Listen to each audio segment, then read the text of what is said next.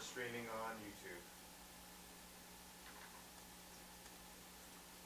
And I'll make an announcement before I leave that we're streaming.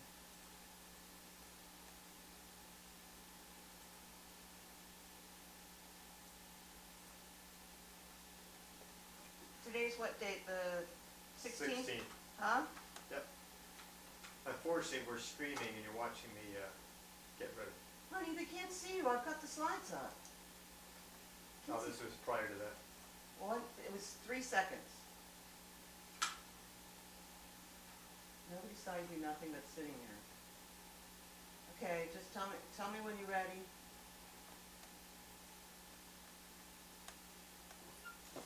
I guess I'm ready. Okay, I'm gonna let the rest of these slides scroll through and try to find a port for that TV.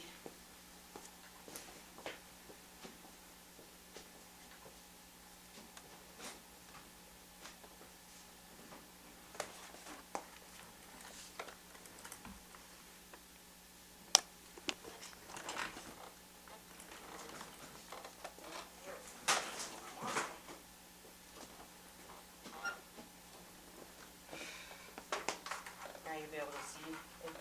Like when the scrolling is done, you can. Right, because I'm on probably a minute delay. Yeah, that's true. On the face on the computer now. And,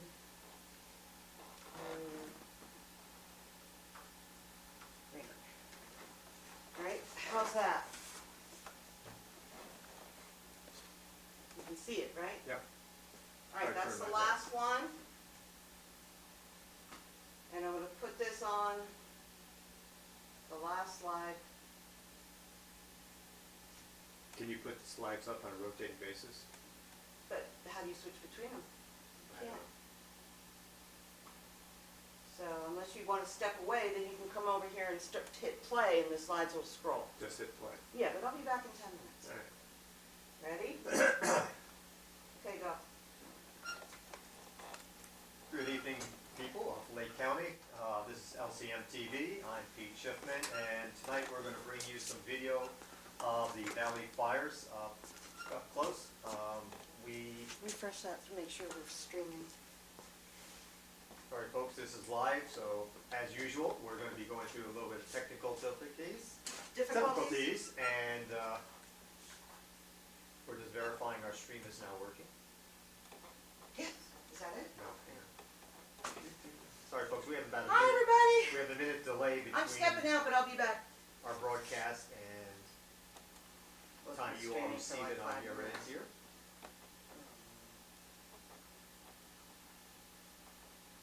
So bear with us, please, folks. Give it a few seconds here. You sure you got it all keyed properly and it was working before? Yeah. Well, I'm gonna let you manage this, and if we have to. Yeah, pick on the slides. All right, Yeah. folks. Woohoo! Right now, you're seeing our slides, presentation of LCTM News, the Valley Fire updates. We are live right now, even though I'm still seeing the slides coming up. Again, we're on about a 1 minute, give or take, delay on your end. We can thank our lovely internet in the county for that. One day we'll be able to increase our speed, and we'll be able to get more of less buffering here. So, on that note, we are going to be giving you some updates as we go along here. As I said, we have a lot of video that we took Monday and Tuesday covering Hidden Valley, Middletown, and yesterday we went up to Cobb, and we have a lot of video from that. We were given, I think, 106 names from people regarding their addresses, streets. So we tried to go to those specific locations to determine the damage, if any, of the homes there. Most of the time, the good news was that the house and structures were there, and the pets, if they were still in the home, were still well cared for and doing well. Unfortunately, there were a few houses that we saw that were totally demolished to the ground, up north in Middletown and Hidden Valley, and unfortunately, Cobb Mountain was devastated.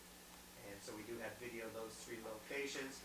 I know a lot of you have asked LCM to look into a lot of the area, and we did as much as we possibly could.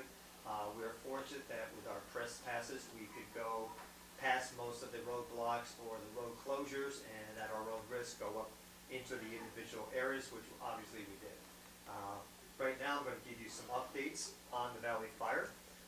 As you all know, during the day, we had some rains, some heavier in areas of Lake County than others. I know in the lower lake area, we had probably about a half an hour of good solid rain, and then it's on and off at this point. We heard that Clear Lake Oaks had a lot of rain. So as typical in this county, we had a lot of variations of weather. In addition to that, talking to CAL FIRE and a lot of the people on the ground, we were basically told that this fire has created its own weather patterns. So if you look at the underground weather or some of the other weather reports that you see on the internet, they may say the wind's coming out of the west at 5 miles an hour. In reality, in certain locations, i.e. Middletown, it could be going 15 miles an hour heading from north to south. So these storms are actually creating their own weather pattern, their own wind direction, and the strength of those winds. So it is very difficult to predict those winds and weather patterns. A lot of people are asking why they cannot go back to their homes after being evacuated. The reason being is that these fires are still very unpredictable. There's a tremendous amount of hot spots. As we're driving through Hidden Valley, which we felt would be the most safest place in regards to hot spots, is that every other house or every other block, every other street had hot spaces on them where you can see the flare of the fires. There are firemen three streets down that were putting out other hot spots. So no area was safe, including Hidden Valley. But as we drove around, I think we were in Hidden Valley for about 3 hours, I think, maybe 4, and you literally see houses on both sides of a location that was devastated with a fire, but the houses on each side were safe. They were protected. They did not receive any form of damage whatsoever from the fire. Then there were areas like cul-de-sacs where all the houses around them were safe, no damage, yet you go in the cul-de-sac and all 6 or 7 houses were burnt to the ground. So there was absolutely no predictability of where the fire went and what was damaged. A lot of firemen were on the ground around those areas putting out those hot spots. They were doing a lot of protection for the change of winds, so they're creating their fire breaks, putting out the hot spots up in the upper part of Hidden Valley. And it was even hard to watch. We had a very good reaction to the houses that were still standing, but when we saw the devastation of houses, especially within a cul-de-sac or within a block of each other, you just see them burnt to the ground. Your heart goes out to people who own those homes. And I do know that particularly in Cobb Mountain and some other areas, a lot of homeowners did not have homeowners insurance because they could not get it from their respective agencies because they were in a fire zone. So on that note, I'm going to go into the latest updates. I'm going to start with CAL FIRE. Unfortunately, this update is still from 8 o'clock this morning. But for those of you who did not fire CAL FIRE or do not have a go to the website very often, excuse me, I'll give you an update. Excuse me, we just got a latest update as of 6:15. 5 minutes ago I checked and it wasn't there. So I'm going to read this off to you folks, and hopefully some of this has an impact or some good news for you. So right now we have 70,200 acres that are burned. The fire is now 35% contained versus 30% this morning. Right now 7,650 structures are threatened. Unfortunately, we have had 585 homes destroyed, and hundreds of other structures are known to be destroyed as well. Right now, since they're still fighting the fire, they do have some people out there trying to ascertain the damage and how many buildings have been damaged, and that's an ongoing task right now. So right now, they know for a fact 585 homes that were destroyed, and hundreds of other structures are known to be destroyed, but they haven't had a chance to go out to those specific locations to determine if they have been or not.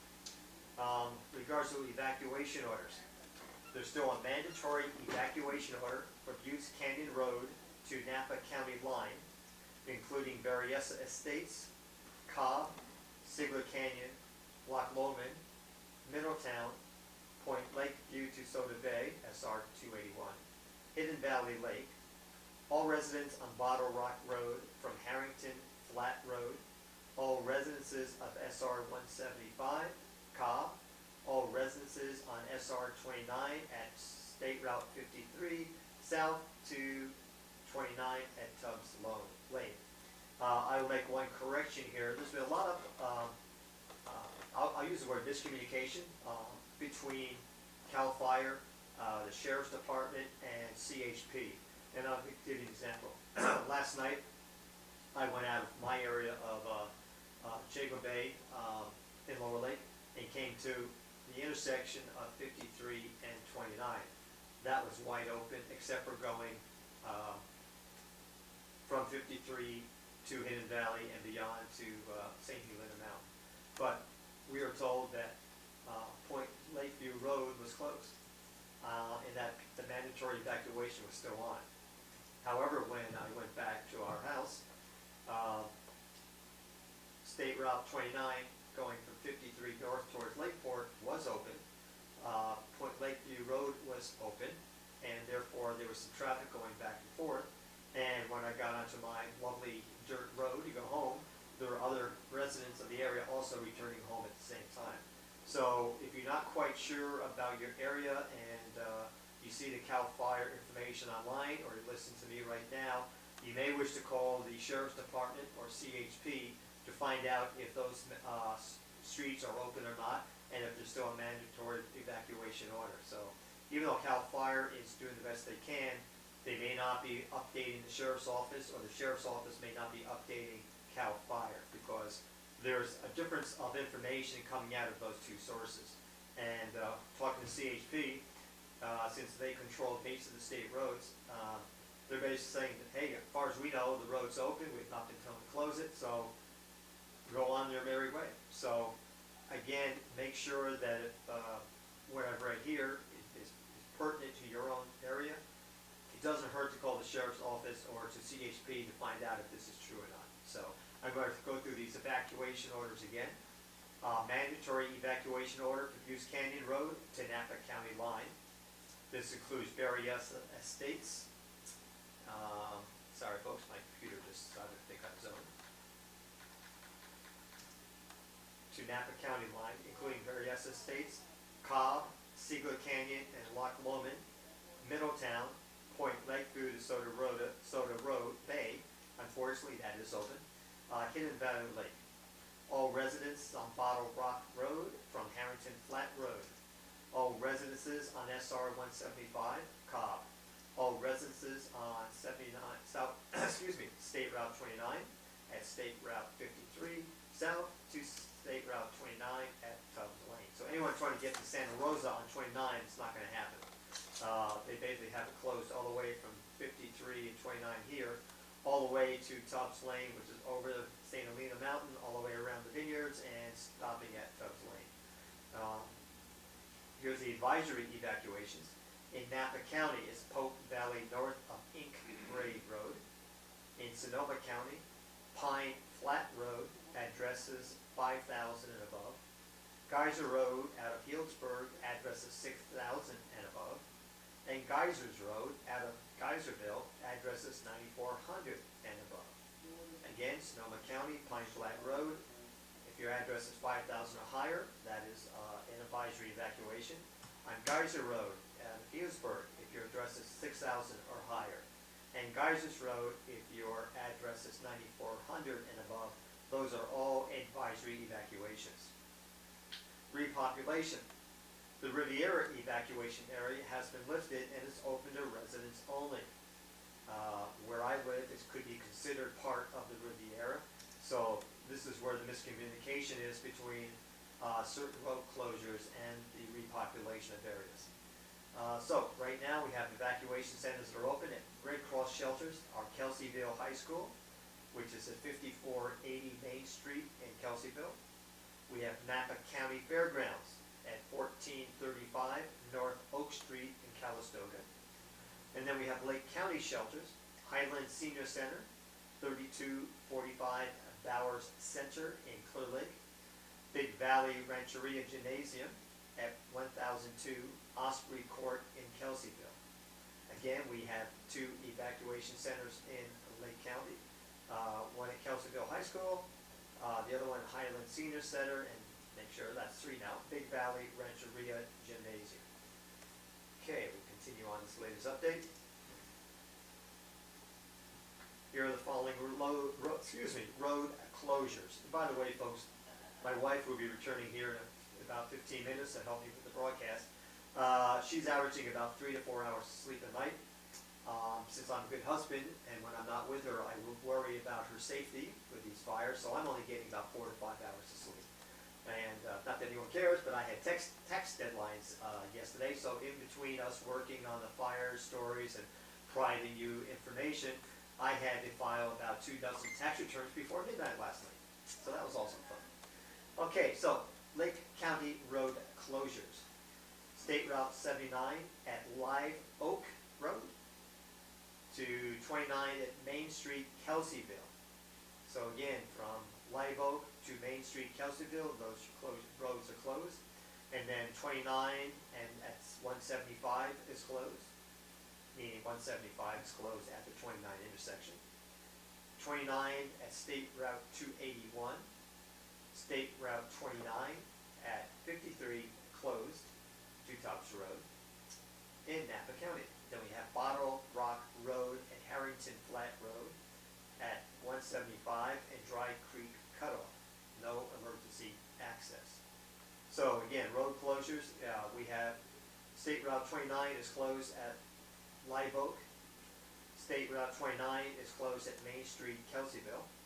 State Route 29 is closed at 175. 29 is also closed at State Route 281, commonly called Kids Corner. And then we have 29 closed at 53 at Tubbs Lane in Napa County. So if you're on 29, you cannot go onto 53 heading towards St. Helena Mountain and to Tubbs Lane. That is closed off. And finally, we have Bottle Rock Road and Harrington Flat Road. Then we have State Route 175 at Dry Creek Cutoff. And in Sonoma County, if you're going a long way around through Ukiah, we have Ida Clayton Road at State Route 128, Geysers Road at Red Winery, and then Pine Flat Road at Red Winery, Geysers Road at River Road. So those are the road closures.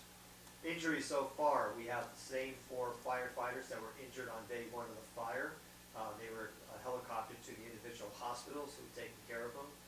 They only have 2nd-degree burns, thank goodness. They didn't get any worse than that. Then unfortunately, we had 1 civilian fatality. That was my understanding, a 73-year-old woman who was handicapped, and she could not escape the fire before any neighbors or friends came in to help her. So unfortunately, we do have 1 fatality. Right now, cooperating agencies, we have Lake County, Sonoma County, Napa County, California Office of Emergency Services, California Department of Corrections and Rehabilitation, Caltrans, California State Parks, Bureau of Land Management, CAL FIRE, CHP, Red Cross, and PG&E. Total fire engines, 317. Total fire personnel, 3,129. Total fire crews, 56. Air tankers, 8. Helicopters, 15. Dozers, 43. And water tenders, 70. And I'll tell you what, those water tenders are just as capable and dangerous much as anyone else. They actually come in and refill the fire engines to help put out the fire. So they're filling 2 to 3 engines at a time right on the fire line to make sure the fire engines have enough power, enough water to put out these fires. Okay, the conditions. Fire behavior was moderate throughout the night, meaning last night, to cooler weather. A chance of rain exists this afternoon, which we already know we had, with approximately 1/10 of an inch possible over the fire area. Rain may assist firefighters' efforts on strengthening and constructing additional fire line. Firefighters continue to focus on public safety, structural defense, and perimeter control. 585 homes have been destroyed by the Valley Fire, and hundreds of other structures are known to have been destroyed as well. Residents of the Riviera communities were allowed to return to their homes yesterday. The increase in the fire sites was primarily due to firing operations to assist in strengthening control lines. Yesterday, winds also pushed the fire to the southeast, and firefighters were able to quickly control the spread. Damage assessment teams continue to collect information in the affected fire areas as access becomes available. Again, we were out both Monday and yesterday, and the weather patterns, as I said earlier, are being formed by the fire itself. When we were in Middletown on Monday afternoon, we could see the smoke of the fires coming out of the hills and one area of the mountains. And all you saw was smoke. You didn't see the flames, but all you could see was the smoldering of most likely the ground covering coming up into the air. And when the wind started blowing, you could see that all of the all the smoke coming off the areas was going directly towards 29, the Riviera, and our area in Lower Lake. So this is why there's always a focus on ensuring that any evacuations that have taken place, that they do not go back until they're 99% sure that the fires will not go back. Sure. Sorry, folks, it's in mine's running low too. So anyway, sorry about that, folks. Well, I'm coming in and I need to give mine to Charlie. As I said, we are live tonight, folks, so as we go through, we have some interruptions in getting ourselves under control. And Organized. yeah, my wife says the words organized. Watch So the he's camera, getting us right in front of under it. control. We're we live. have- Oh, boy. And we have some volunteers here, so we're trying to give them the ropes and so they can help us too during this still an emergency of what's going on here. And we're going to be helping out each other, so as my voice goes, my wife will be coming in to help. But anyway, as I said, Riviera was allowed to be repopulated, and my wife and I were stuck on 29 right before Oaks Line Road, and their pets at home while they were evacuated. Honey, don't talk about that. So Don't make people feel worse than they do. it's hard for me to understand. Exactly. That's why it's not fair to judge. I'm not judging. No, I Dan realize said that people- sometimes it's not by choice. No, I understand that. Sometimes you had no choice where you're told to evacuate. But it was very difficult to Right, see well, these that's it. There was animals a lot of people that weren't home. I'm running around. gonna go on the air now. So we're in the valley. We did the best we could in taking the video. I know we hit almost all the addresses that were provided to us, and luckily probably 90–95% is good news. Then we went down to Middletown, and between Hidden Valley and Middletown is where we saw such electrical outages. Hang on, we're looking at a puppy dog. He's not doing good. I can't seem to get anything to stay on him. It's not as simple as making him a We're trying to do a t-shirt deal. makeshift bandage for our puppy dog here. It keeps sliding Keeps out. sliding off where the wound is, so. We could use some vet help. If there are any veterinarians out there. We need a bandage. Have nothing better to do, if they'd like to come down to our studio, we could have someone help us put a nice bandage on our puppy, so he quits licking and eating his wound. We put a t-shirt on last night, and the wound already healed itself, and now it's just, has the, Finally, yeah. Oh my God, thank You're God. used to it. Hang on, folks, we're changing headsets. We're back. I need to get my water. I need to get more water. I will get you some. Thank you. Okay, she misled me, folks. She'll be back here in a second. She's getting us some agua, which we both desperately need. Oops. That's Oh, fine. okay. I'm going to share that with you, so put it in the middle. Okay, So what? I'm letting- Okay, well, I'm running out of Charlie I'm running out of run power. the page. Okay, well. So where's your I'm charging cord? That one, so I'll bring the cord back when you're dead. Okie dokie. Anyway, God, I can hear myself better now. Okay.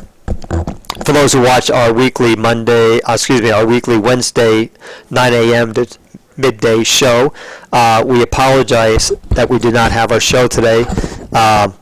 when the alarm went off at 7 o'clock, I looked at my wife and said, do we really need to do our show today? And she looked at me and said, nope, let's go back to sleep.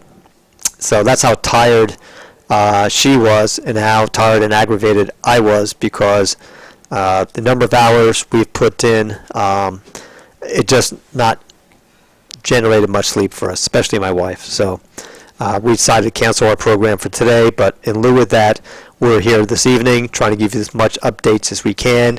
As I've mentioned many times, our video we have is stunning.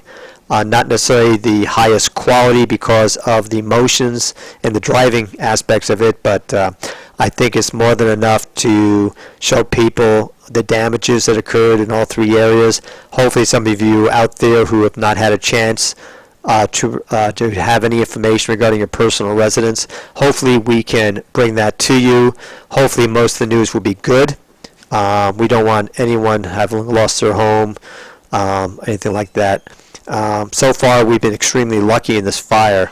Even though 4 firemen were injured in the very beginning of the fire, we've only had one fatality, and that's what I mentioned earlier, a 73-year-old woman who was handicapped, I believe in a wheelchair, and she had no way of getting out of her home. And I guess her friend who tried to rescue her was unavailable to get even close to the house. So any family members who are listening out there, we have our condolences to you. One of the things I like to discuss, and this is not a criticism by any means, we believe that all of the bureaus or agencies that have worked on this fire, from the CAL FIRE to the Lake County Sheriff's Office to the CHP, even though they're all doing great jobs out there, and then that's the last thing anyone needs to talk about is anything negative, because everyone out there, I'm talking about the men on the street, the firefighters who we get to talk to on the line, who take the time, as long as it doesn't affect their duties, to sit down, not sit down, but to talk to us for 1 minute or to 10 minutes. This has happened in all the fires, including the latest one, Valley Fire. We have talked to law enforcement agencies, of which we know several of them because they appear on our shows, or they provide press releases to us. I'm not going to mention names because they probably don't want us to, but we have one gentleman that is the public information officer for Highway Patrol, California Highway Patrol, and we saw him on some of the road closures, and he recognized us, came up to us, we explained what we wanted to do, and said, go for it, just be safe. So we had no problem there. We have another CHP officer that is a friend of ours who is a relative of one of our friends, and we saw him on the line again, and thank you for the water. And he was also very cooperative in allowing us past the road closures. All of them. And I've already said that here. And just the cooperation is unbelievable. The only unfortunate part is that in our experience over the last 3, 4, 5, 6 fires we've had here, that sometimes CHP, Sheriff's Office, and Lake County Emergency Services don't always, I was going to say communicate. That's a nicer word. It shows I actually have command of the English language. Yes, okay. Do not always communicate with each other on road closures or mandatory evacuation. You're trying to kill me, aren't you? I'm almost ready. Jeez. You know I'm a female, right? Yeah, are you? Last time I checked. Well, I hate to think I'm lying in bed with a non-female. It's not my choice in life. I think you know the difference. Hi, folks. We're back. We're back. This is not Lake County Magazine talk show, though it could turn out It that is. way. We didn't get to do our show today. We explain that. I know. Thank you. I was there. Okay. I could Are we kind of good? hear You you. think we're both in the camera now? Yeah, that's Okay. Hi, everybody. Hi, folks. Okay. So good to see you. I'm Terry Larson. It's my And- husband, Peter Schiffman, also known as. I can't speak for myself. Also known as. As Pete the Tax Guy. Yay. And I hope we're not as green on the screen as we are there. Oh, God, I look, I'm not sick, guys. Let me just double check. You didn't, it wasn't that way in the beginning. Connection, not the connection. Yeah. as I said earlier, folks, I was up, well, I filed all of the final tax returns for corporations and limited liability companies and trusts yesterday. Midnight was the last minute for filing. I met all my deadlines, though I had a couple of rejections. Luckily, e-file rejections. Unfortunately, though, once you file and if it's rejected, you get it. Doesn't mean you're late filing, so I can correct those problems. In the I want to let people know that if you have any questions or if you have an address that you'd like us to check on our next trip down into the fire zone, with this rain, we might be over this sooner than expected. But, oh, and by the way, on the way down from Clear Lake back to Lower Lake just now, double rainbow right over the Rocky Fire area. Rocky Fire area. Double rainbow. Cool. That is crazy. So that's a really good sign. That is. Yeah. So I was happy to see that. Anyway, that, like I said, with the rain, we may not be here so long, but we're going to try and be here for the duration of this whole event. And we're going to, as Peter has already said, we're going to try to bring you all the latest information as it comes in. If it's not us, it will be Megan Berger. It will be some of the other people that work with us, Mark Stangalini, and other folks that will come and sit in this chair and keep you informed all the way. And folks, I want to let you know, I'm sure your relatives and friends have a lot of concern about your safety, what happened to your property, and ensuring that you're okay. Anyone who listens to us on a regular basis knows that my wife's been up here, God, I think 6-7 years now. I've been up here for about 3.5. And it's overwhelming to me that many of my former clients, many of my friends have emailed me or texted me on a daily basis asking for updates, how we're doing, are we okay, if they can help us in any way. And we are fortunate, even though we were evacuated, because we live in the Riviera, Jago Bay area, we had an RV to go to. One of our friends, and I realize he is now a true friend, has our RV on his farm. He allowed us to come occupy our RV. And without me even thinking about it, he allowed us access to his shower so we could have our nightly shower before going to bed. He let us use his kitchen to make our coffee in the morning, which I don't know about you folks, but if we don't have coffee in the morning, we're not the nicest people. And we use his refrigerator for keeping our cold beverages, i.e. some beer, and our milk and other items in his refrigerator. His girlfriend was there. She chit-chatted with us. This gentleman chit-chatted with us, and we were just accepted as family into his home. And I know we're not the only ones that happened to, but we were fortunate in that. I'm sure many of you had family to go to, or friends that were helping you out, but unfortunately a lot of you did not, and that's where the Red Cross and the Moose Lodge are providing a very valuable service. As I said, I can't say enough about the Moose Lodge. They absolutely had no obligation to do what they're doing. The Salvation Army and the Red Cross are across the county and helping out. Ooh, baby. Ooh, she just tugged in my ear. Excuse me? Sorry, it was actually my headphone. If that turns you on, we're all in trouble. Oh, if you, wait a minute. Hang on. You don't like me touching your like that? I didn't touch your hair like that. That was your little fantasy about it. Well, no comment. No comment. Oh, yes, and, it has been kind of stressful on us. That's why our dog is in the shape he's in. Where is he? He's over there by Sydney. Okay. He's got I think the bandage is going to hold this time.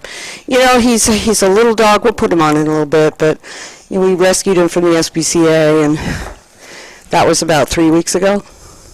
Actually, I only think I did 2 weeks. 2 weeks ago. Yeah, and of course he was already there for 3 weeks, so he was already stressed out.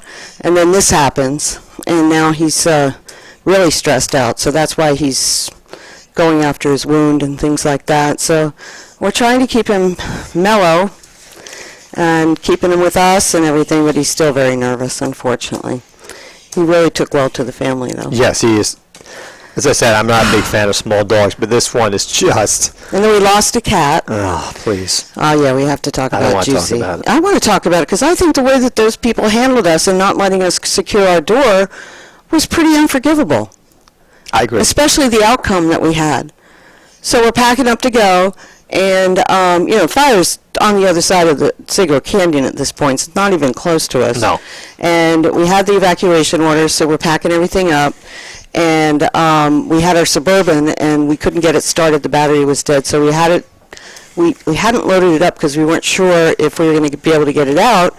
So they escorted our friend John McClare and his wife Sonia into our area with their car and a brand new battery, which they purchased for us. Thank you so much, you guys. You're the best. So they helped us fill the Suburban, but the cops stayed and waited, and they said they had to wait, And then, mind you, I have a media pass, which allows me access to any fire areas within the county, any place, no matter if it's the raging fire. If I want to go burn myself up, I can go burn myself up. It's okay. But for some reason, these guys would not allow Peter and I to stay behind to make sure the house was secure. So we got it packed up, and they gave us a 5-minute warning, and we finished everything up. We were all ready to go, and the sliding door came right off the track. And so the door is wide open, and they would not let us put the door back on. So we had to leave our home with the sliding door wide open and sitting there with one cat who is a very skittish, nervous cat who won't come to you unless you're sitting in a certain chair watching TV and everything else around us is quiet. So this is just unbelievable, the inconsideration that they had for our cat. And I know there's a lot of people that had to leave their pets behind, but it still would have only taken 2 minutes to put the door on. The fire was not on our doorstep. The fire was at least 5 to 6 miles away from us. The fire still has not come to our home. What was the rush? Because they were tired and they were bored. That's all it was. They had better things to do. I think so. That's the problem. And that really hurt my feelings because, we've all been working hard to help people in this county with this issue. And I'm sure they have their reasons, and they've been working hard too. I'm not going to say they weren't. And I know they spent a lot of time with us, but honestly, legally, they didn't have to. Our friends could have gone out with them. We could have finished up, fixed the door, and come right out. They knew we were going to come right out. I don't know what they were afraid of. So it just was very, very wrong. And it was something that is now, my cat is nowhere to be found. And she was a small cat. She could have easily been carried off by an owl or an eagle or anything like that. Or she just could be somewhere terrorized in a hole, afraid to move and afraid to eat and whatever, and we may never see her again. A lot of people say she'll come back, but she was an indoor cat. She is not used to being outside at all. No, and never been outside. This cat has been traumatized all her life until we accepted her into our family, and even then, she always hid underneath the bed or hid underneath the couch. Yeah, she's always been that way, and we've brought her out of her shell, but she's... Yeah, when things were quiet, we'd be sitting down watching TV. She'd finally sneak around the corner, jump over the dog, jump over the couch away from the other cats, and would literally come into one of our 2 laps and just purr and felt safe as can be. And for this kitty cat to be out in the open, she'll never survive. She's too timid, She doesn't know how to survive outside, so we're pretty sure we're not going to ever see her again, unfortunately. We just pray that she comes back and finds her way back. Yeah, so that's our minor tragedy. I know it's nothing compared to what other people have dealt with, and I don't ever want to compare those tragedies, but in many ways, everybody has a tragic story to tell about this experience, and that was just our one story. And hopefully, maybe she'll come home. We don't know.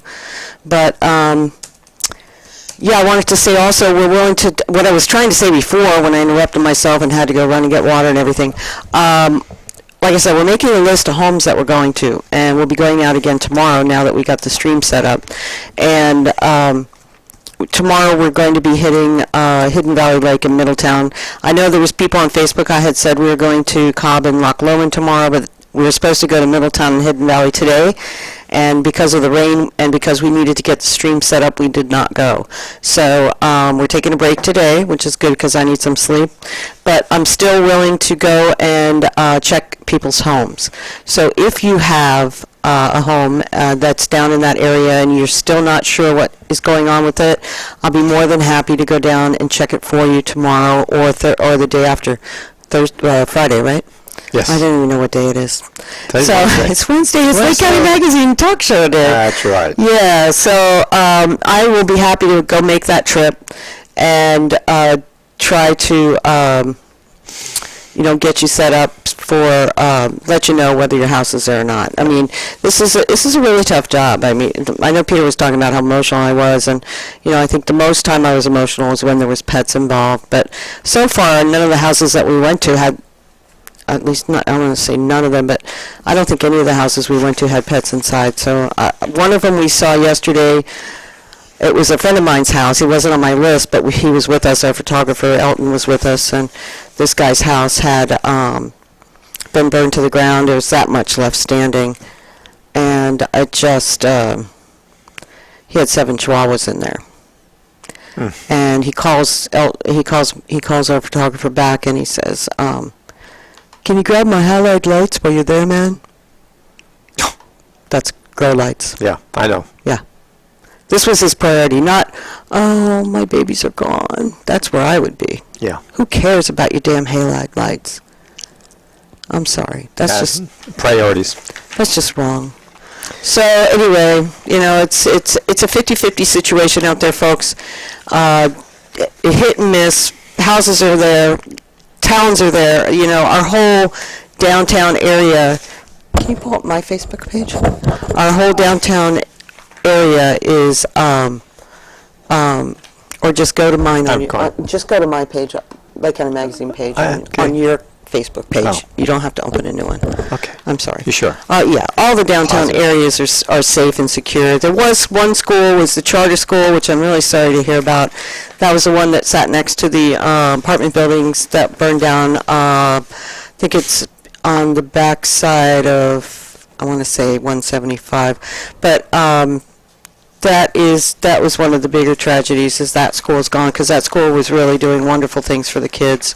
And we're really sorry to hear about that. But that's the only school that we saw that was gone. Cobb Mountain Elementary is still there. They're using it for a staging area. PG&E is using I think it's a Baptist church, a brick church that's right there at the beginning of Middletown. Jolly Cone is there, 24 stores there. The whole block behind that, Jefferson Court and Jefferson Street, they're gone. That whole neighborhood got hit so bad. It was just so sad. And you're going to see all that in our video. We'll have the first segment ready for you very shortly. And then we'll do a narrative over that so that we can get it for you so we can replay it. We're going to loop this thing. See the rainbow? Yeah. We're going to loop this thing for you overnight, basically. As long as we have staff that are willing to be here to work with us, we can keep the loop going 24 hours. We need to turn down the machine maybe, 4 o'clock, or I'd say maybe 2 o'clock in the morning, and shut it back off and turn it back on at 5 to give the machine a rest. But we can basically run this thing all the time. I mean, we're so grateful that we have the equipment that enables us to do this. So if anybody doesn't see the video this time, they can watch it another time. Believe me, it'll be ad nauseum. I promise. I was going to touch that line, but I'm not. Yeah, and I think how we're going to do it is we're going to take, when it comes time for the video, I'm not recording any of this part. We're doing it just as a stream recording. Right, of course. But we'll record those as separate segments. So that way, tonight's going to be the first. We have several parts for each visit, because each time we go down, we get more video. So, and we have 3 cameras we're using. So the first part is going to be Hidden Valley Lake and Cobb. Middletown, and then the second part will be Ziegler Canyon, Loch Lomond, and Cobb as far down to Socrates Mine Road. And a lot of people have been asking me about Anderson Springs, and a friend of mine, or not a friend of mine, one of our Facebook people that we were supposed to check their address, he got back to me today. And he said someone that he knows went down there, and that there's very little left. There's very few houses there. So if you do live in Anderson Springs, don't hold your breath. Don't get your hopes up, because I'm afraid that there's very few homes that did survive down there. Socrates Mine Road, same thing, gone. Up in Cobb, of course, the Hobergs are completely gone. There's nothing left. I mean, there's a couple of walls standing, that's about it. But it was so eerie to see the columns of the beautiful building. We do have some breakdowns sometimes in communications, and I do apologize if I was rough on you yesterday. Yesterday. That's all right. Live and learn. And meanwhile, Dan has to sit through this domestic dispute. Oh, wait, are you trying to catch up with my hair? No, No, you're getting pretty long there. Yeah, you're catching up. I just don't cut it. That's right. Yeah, but you're younger than I am, so your hair grows longer, faster. So anyways, that's the fire map. Yeah, but that's your fire In the maps, gray, though. I'm trying to catch up in the gray. I'm way behind. That's way behind everyone. just so you know, guys, fire maps are not Accurate. accurate. No, Yeah. we're not getting another dog. It's a fire victim. Oh, poor thing. And yeah, So we were talking about leaving dogs and stuff behind. Stuff. Yeah. My neighbors' kids, when they have a house up in Cobb, they were in Lakeport shopping. He was at work, she was in Lakeport shopping when the whole thing started. Luckily, their neighbors went over, grabbed their dogs, and took them out of the house and took them with them. That's good neighbors. Yeah, so that was an amazing story for I that. like good people like that. I want to give you the phone number for a positive light. Her name is Joni Lane, and she is the owner-operator of Meditation Spiritual Retreat Center in Kelseyville, California, and her number is 328-6072, and you can find her at www.apositivelight.com, and she's also on Facebook under A Positive Light. So check her out, man. She's Right. really, she's such a lovely lady. Just meeting her, you'll calm down. That's all I can say. And she is a nonprofit organization. Oh, that's good. So, she takes donations, but she does not ask for Yeah. standard fees for her services. Exactly. All right, so let me go ahead and read my piece that I wrote this morning, because this kind of puts everything in a capsule of where we're at right at the moment with this fire. Good afternoon, Lake County. Just want to give you an update on our game plan. We cannot stream from the Moose Lodge due to slow internet. We tried last night and we thought it was streaming, but it was not. We have moved our equipment from the Moose back to the studio in Lower Lake, and now we're streaming. Please be patient, because a lot of people were upset we weren't streaming, so I said, please be patient with us and understand that we are a 4-person operation in the best of times, and we're trying to get to people's homes in the process of covering the fire areas so you can see the videos. The audience at the Moose Lodge was overwhelmed with the sight. We aired the footage last night at the lodge. Some of them saw their houses standing, and some saw their houses gone. It's a very emotional time, and we are still under evacuation orders ourselves. So we ask that you be patient, understanding, and feel confident in knowing all will go the way it is supposed to go, good and bad. And that we as a community will pull together to make the situation the best it can be. We will continue to check addresses until the areas are open to try and give you comfort or closure, whichever way it goes. Please do not post your address on our Facebook page. Private message it, and we will put it on the list. We have checked over 100 homes so far. This is our contribution to this horrific event. We will stay with you until the end. Whatever you need, there is somewhere to get it filled. We will help you connect with the right agency and get you the help you need. KPFC 88.1 is also doing an excellent job with that. We will post the most updated info we can, keeping in mind that we also have all our other work going on. And that's why our lakecountymagazine.com page has not been updated, because we've just been too busy to keep it up. KPFC 88.1 FM is doing a great job with live coverage, and we will be broadcasting all our visits to the fire zones as they come in with them, and they will simulcast those broadcasts when available. Keep in mind that the video was raw and unedited. Not anymore. And sometimes a little goofy, but we'll show you it all, and hopefully you'll feel more comforted. The good news is that it is not as bad as we first thought. Although there have been many homes lost, our towns are still standing. None of the gas stations exploded. They're all still there. All the hardesters are there. Downtown Middletown is pretty much intact. The shopping center in Hidden Valley Lake is still there, completely untouched. The golf course and restaurant is still there. The store and campground and resorts in the Loch Lomond area are still there. Many homes around that area are decimated, though. But the town is still there. The Hobergs, everything on Evergreen and Summit up in Cobb and the surrounding areas are completely gone. Nothing is left. This seemed to be one of the hottest spots of the fire. The pine trees there stand eerily like black spears, and the live fire is just below in the valley going up the other side of the hill, and they're still fighting that. Live fire is still everywhere up there. Socrates Mine Road is devastated. Anderson Springs is devastated. The Calpine building is still standing on Socrates Mine Road. Much of the yard was melted, but everything past there is gone.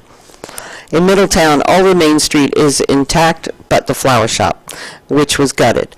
The rest of the shopping center was spared. The fire in Middletown went very strangely. The streets 1 block on both sides of 29 have been hit hard. Jefferson Street and Jefferson Court and all around there have very few homes standing. The same for the other side of the street. The 29 corridor is pretty much unscathed. Store 24, Jolly Cone, and everything into town is fine. The Gibson Museum and the Middletown Art Center, Lovey's, Chef Steve's, and the Community Center are perfect. Calpine, the vet, where they are doing animal rescue, and the feed store are all fine. Both the deli and the Chinese restaurant are good. The fire picked up again just below there on both sides of the 29, but again, it is hit or miss. The San Diego, Santa Rosa, and all the streets that have Santa name in them, that neighborhood is really bad. Santa Clara, I think, too. Not much is left there. All the schools are still standing, Cobb, Middletown, etc., except for the charter school is gone. I may not have seen them all, but we saw those. Harbin Hot Springs is completely gone. We're going to try to get down there tomorrow. I do not think there's much left, and like I say, we'll be getting in there the next day or so to confirm. Most of the area around Hidden Valley Lake is fine up to the top of the ridge. Then it becomes spotty. Houses here, house there, and the majority of the fire line seems to have run up to the ridge, then behind the homes up to Powderhorn, then things get bad. Hartman and those areas are also bad. Meadowview is 80% gone. That's Cul-de-sac Road up at the top of the hill. Mountain Meadow North is pretty good. Only saw one house there. Mountain Meadow South is spotty. But it seems the fire went up empty lots and missed a lot of houses. That was the amazing thing to see, wasn't it? The Ranchos and Yankee Valley Road was hit really bad. Many homes there are gone. I don't remember seeing any homes standing except couple of the ranch homes. The rescue folks did manage to get livestock out, it seems, out of that area, and they did a great job. Hartman Road around Boucher on Honey Hill and above is also very bad. Not much left up there. There's still a huge amount of live fire everywhere. You'll see when you get to watch the video. This is why it is important to listen to the advisories and be patient. These are trying times for all of us, and as a community, we need to pull together to create a holistic support system for all of us to help us recover. Don't think about getting back in right now. There's no infrastructure. Power lines are gone. Water is toxic or not working at all. There are toxic fumes in the air, and it's hard to breathe. If you left animals in your home, please call 707-263-0278. They can help you make sure they get food and water. The Equestrian Center in Hidden Valley Lake is also fine. That is it for now. We'll be back online in a couple of hours, so tune in at lcmtv.com to see the latest video. And we'll go back to the fire areas tomorrow. God bless us all, and good luck to everyone. Thanks for being such a wonderful community. I'm going to get choked up now. My turn. Our condolences to those who have lost their homes, animals, and the family of the lady who lost her life up on Cobb. May she rest in peace. Best of luck to everyone. Well, you can talk now. I was going to say, Hello. Give me a break here. Dan, you were very familiar with the Holbergs, right? Yes, I was. So you did some videoing up there. You got Spent the to, whole last summer up there documenting the restoration of the resort and all that. so at least we have the history on video of what they were trying to accomplish up there. Yes, we do. Yeah. How far along were they? Not very. They finished one building out. They called it the Holbergian Lodge, and they had that one building finished. The main lodge had just a couple rooms in it, just for office space, really. They had the spa building, which was Sandra Holberg's original home. It was her home there. They had half made that into a spa, had some plumbing and stuff issues, and so they called it off last year. They're going to finish it this year. I'm sure that's gone now. But they had made a little wine bar area, and that was really a nice little building they put together. I saw a picture, or actually I saw in her video that I edited today, I saw how that was just completely flattened down to nothing. So it's I was kind of... It's tragic. Yeah, when you see the main lodge, you can see the cement pillars, the rock pillars that were there. And right in front of the main window where Dan Nelson's office was, he had that big iron safe out there. That thing's still sitting there. Of course. Oh boy! And they were really trying to help the community in the sense of holding their concerts up there during the summertime and trying to rebuild up the history there. So it's a shame that we lost another venue. Yeah, we almost had Dan staying with us. Yeah. I was on Facebook with Nancy, and she goes, "He's up there now. He's going to need a place to go. Can I send him to you?" I said, "Absolutely." And then we had to evacuate. And there was no room in the RV for him. No, that would have been really bad. Yeah, for the my place too, but then I got evacuated, and then I was at my sister's house. There wasn't really enough room. He ended up being right across the street from me. Did he really? The Canocti Vista Hotel there in Soda Bay thing? Yeah. What do you mean? In the casino? Not the casino, there's a Canocti the Vista. I guess it's the... Canocta Vista, it's a hotel and a casino. It's not I don't think it's... Where's it at? In Soda Bay? In Soda Bay? Yeah, right in Soda Bay. It's like just as you're exiting Soda Bay going around the corner, there's like a little hotel there. Oh, I don't know that one. Yeah. Now we do. Yes, you could talk to us. Oh, good. Well, there's a request for someone that needs to get out and get some supplies and all that. Okay, why don't you write down what their name is and what they need and hand it to me and I'll read it out so people can know. Thank you, Charlie. So, folks, if there's anything that we can do to help you, you want to give out the phone number? No? Yes? Yes, maybe? I was Yes. going to say, yeah, we can take calls, Yeah, too. have you called We need to set the KPFC? mic up, huh? Have you talked to KPFC? Yes, I did. Okay. I didn't, and I had, Charlie, you sent that message over to Matt, right? Yes. Okay, so we let Matt know that we're streaming, too. Okay, so. good. So, That's so, over at the Moose Lodge. They're going to hook us up there. so, folks, if you need something that's within our capability, we're not going to mail you letters for you, but give us a shout at 707-701-6029. We'll see if we can help you out, and if you have an address you want us to check out or a friend's address you want us to check us out on, go ahead and Facebook us in a private message so we don't have your information over the air. Sure, and that's good. Would you mind setting the other phone up with the microphone while there is a missing person. I want to read a description of him. Okay, and so unfortunately, he was lost in a very, very bad area. Yeah, boy. The area he's in is devastated. Anderson Springs. We actually met a few people that lived in Anderson Springs that were Yeah. at the Moose Lodge and stuff. I'm trying to find the post that the person, it was on the front page. I'll go to that in a second. But it's an elderly gentleman, 69 years old. They found his car, and they found his house burned down. But they don't know where he is. They think he might have tried to hike out. But I can say right now, the way that the damage in that area, if he tried to hike out, he probably didn't make it. I can't imagine. So, All right, well, it's excuse me, so folks. sad. I'm going to go hook up the phone system. Yeah, so that we can take calls, and we'll be happy to take your call and get you the right information that you need or direct you somewhere where you can get the information. We also got a confirmation that a young lady is going to come by and pick up our massage table. And get on the camera. I don't even know where it is. It's somewhere over there, isn't it? Unless they stole it. I never thought about that. It should be in the back corner, though. I can't imagine thieves would steal our massage table. You don't see it? No, I don't. Oh, boy. That would be really funny. So, yeah.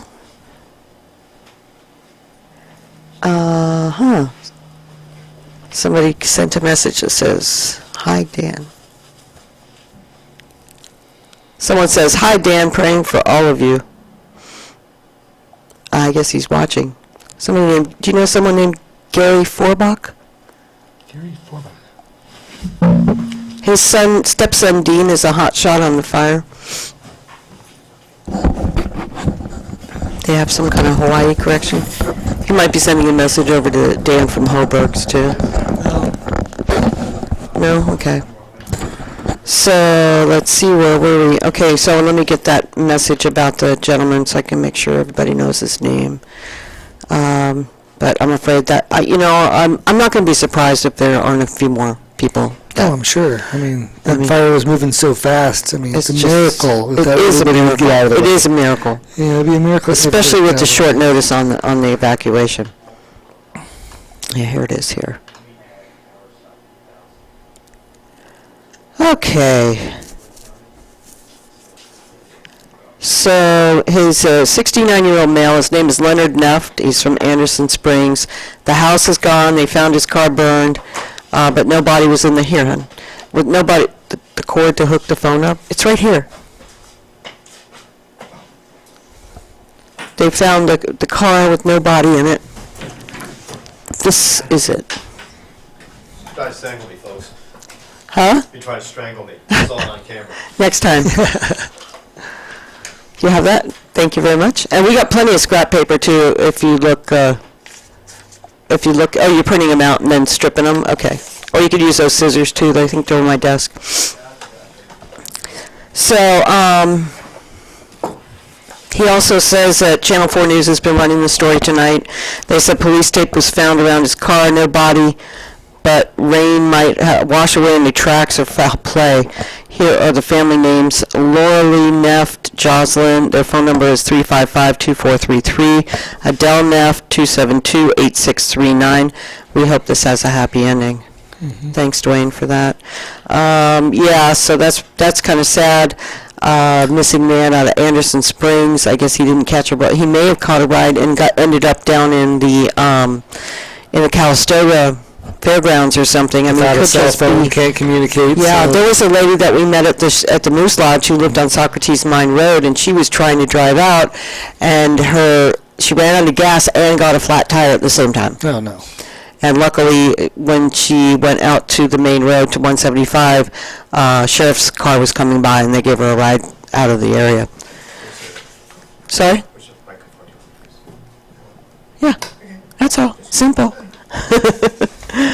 Okay, so someone has a request from Jesse Seth in Twin Lakes. He's running out of his camp stove, and needs a bale of hay. If he leaves, he can't come back. Somebody wants to know if we could go out there for him. There's hay at the Moose Lodge. They'll get the propane. Yeah, we could work that out. I'm not sure. Do you know who sent that message? Charlie?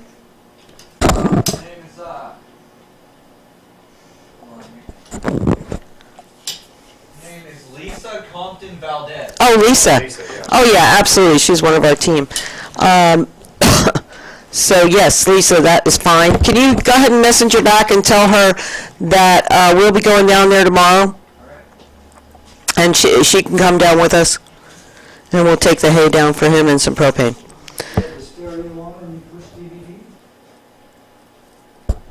Are you talking to me?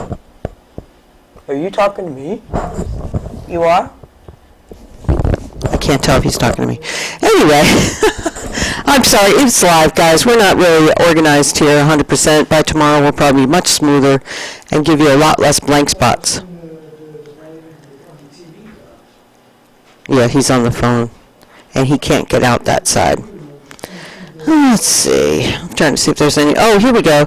A Positive Light is also doing a benefit for the fire victims. Her husband is Pat Gleason from 62 Blues, so hey.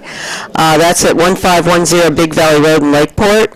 It's a benefit for victims of the Rocky Jerusalem and Valley fires, and they're going to have music, food, beverages, and an auction. All funds go to the fire victims. Come and relax and spend some time away from the stress and have some fun. Sounds like a good one. I don't know if I'll be able to make it, but I hope somebody does. It says September 19th at 6 p.m. And it's going to the next day. It's a 24-hour. Okay, this is weird. It says from September 19th to September 20th at 10 p.m., like 2 days worth of music. Oh, nice. Sounds like a good time. And I think anybody who's in a shelter, y'all should just go over there and go have some fun. Get out of the shelter for the day. Go hear some great blues music. I know the other band that's going to be playing is also a blues band. And that's going to be awesome, an awesome show. So go out to the Big Valley, what is it, 1510 Big Valley Road. I think it's the Big Valley Grange building, I'm not sure. And you can go have some fun. I want to have some fun. And I think it's a free admission. There is a donation box on site, and they'll be it is at the Grange. They're going to be cooking food and selling food, and there's going to be a bake sale. There's a silent auction. So come on out and support them so they can raise some money to help people. Okay, may I interrupt you for a second? Yes, you may. Let me take over the show for a few minutes. You need to go help our puppy.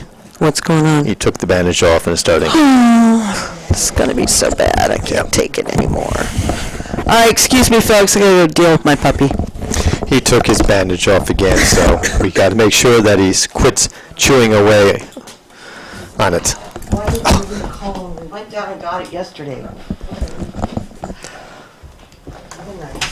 Well, we all had things to do this morning, didn't we? So anyway, folks, we're still waiting for our video to render. And good duck for a tall guy. Once that is finished rendering, that means we're basically converting the video from one type of extension to another, so we can properly run it on our system without taking it for days to do. Plus, what it does, it also takes the SD cards we use for filming. We put those on our software individually, then we cut and paste, and then we have to re-render it so it's all nice and smooth for viewing. So that should be done about another half hour or so, and then we'll start going ahead and starting the video. One of us will do a brief overview as the film goes on, but you won't have to be bored too much with our commentary, but some of the scenes need to be commented on, and especially for those areas that were basically burned up. So we'll do that. In the meantime, if you have any requests, you can private Facebook my wife or Lake County Magazine at our Facebook pages.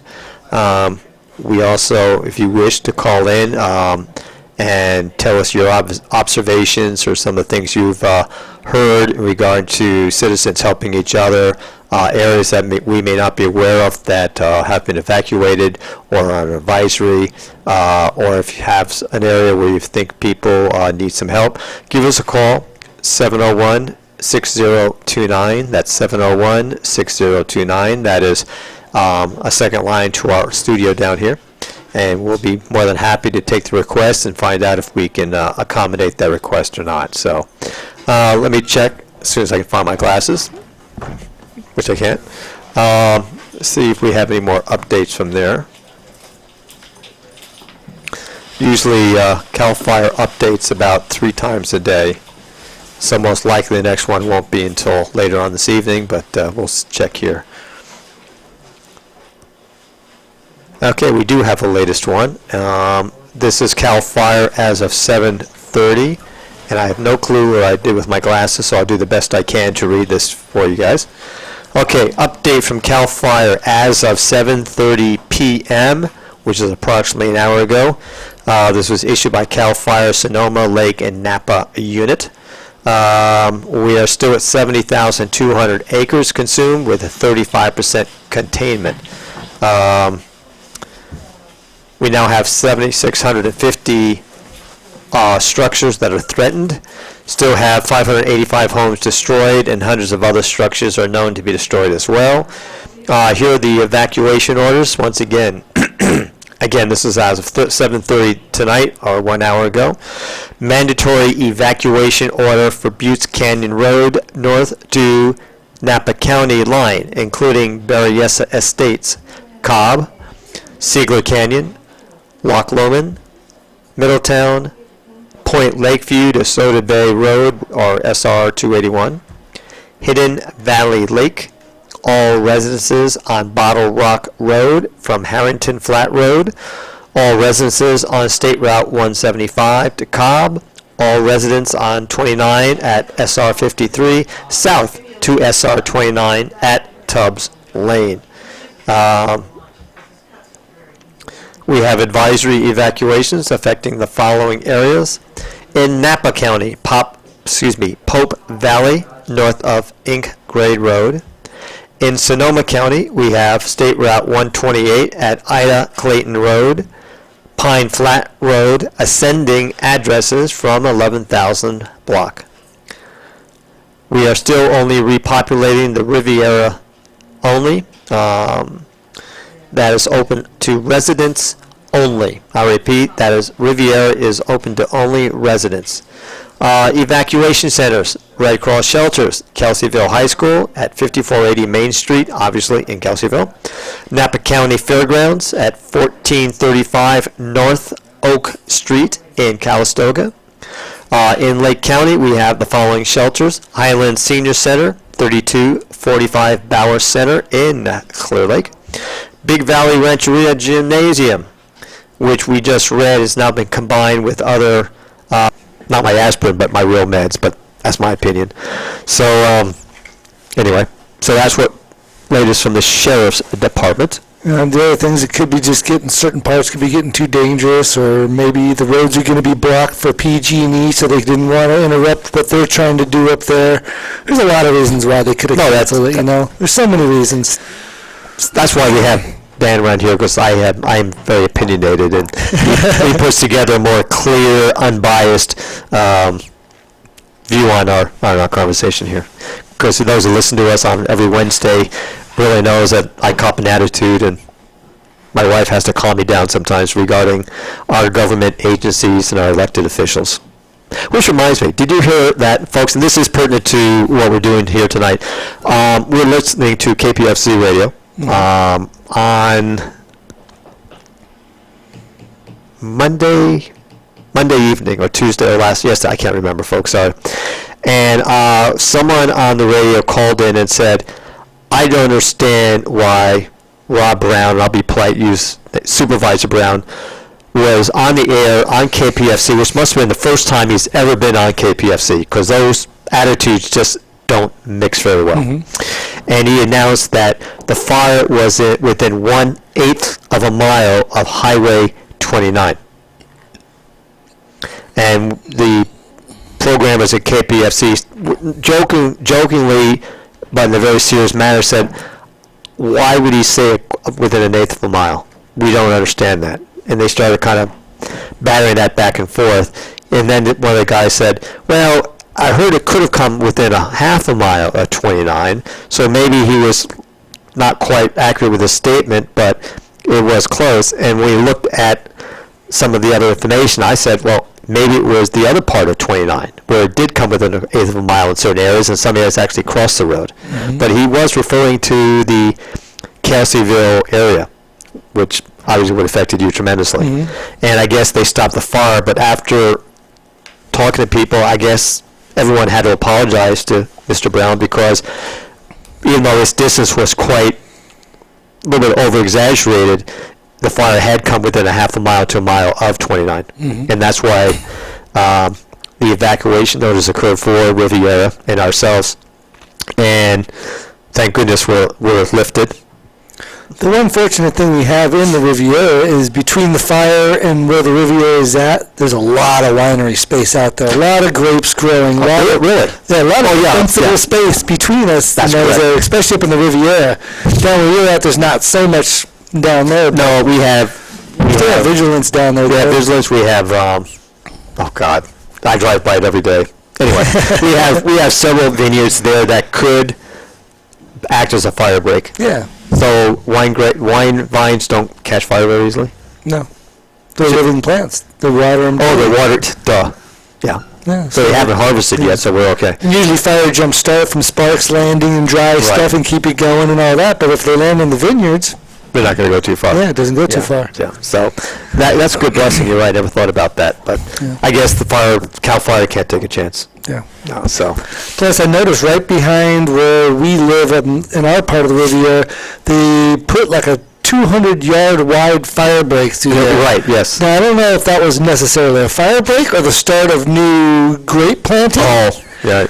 So we're not sure, because they've been doing that for a couple of weeks now. They've been working on that, and I think they're just going to be planting more grapes. But either way, it worked as a nice fire break if needed. Yeah. You know. Yeah, there's one as you go up Point Lake. I always pronounce this wrong. Lake Point Road. Lakeview.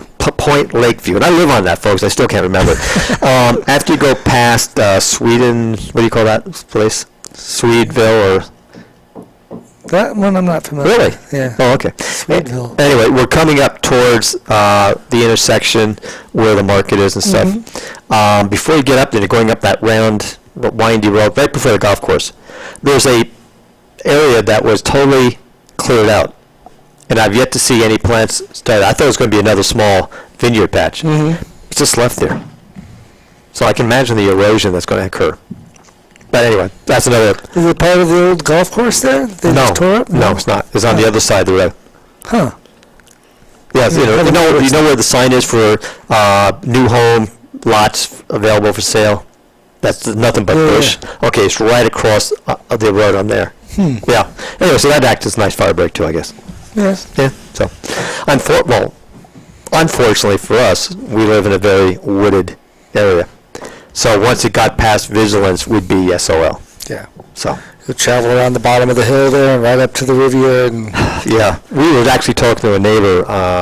Honestly, I don't know my neighbors by name, but I recognize them by face because there's about 3 families that have their own golf carts there, and they're always going back and forth, and my dog City doesn't like any of them.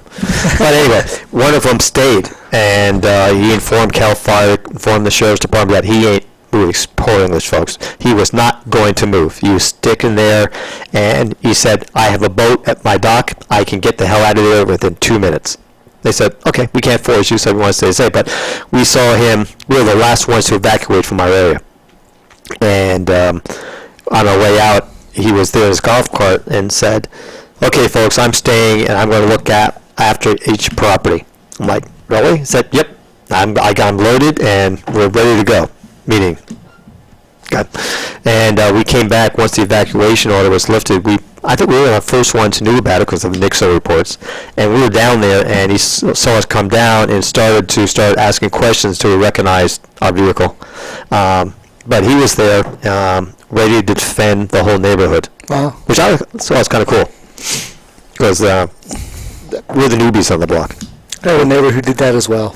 Yeah, so each person has their own reason for doing that. But this, as I said, I asked him, what happens if the fire goes real, you cannot get out? And he said, nope, I got my boat fully fueled. It's on my dock. All I got to do is walk down to my dock, unanchor, and go away. I'm like, yeah, that's kind of cool.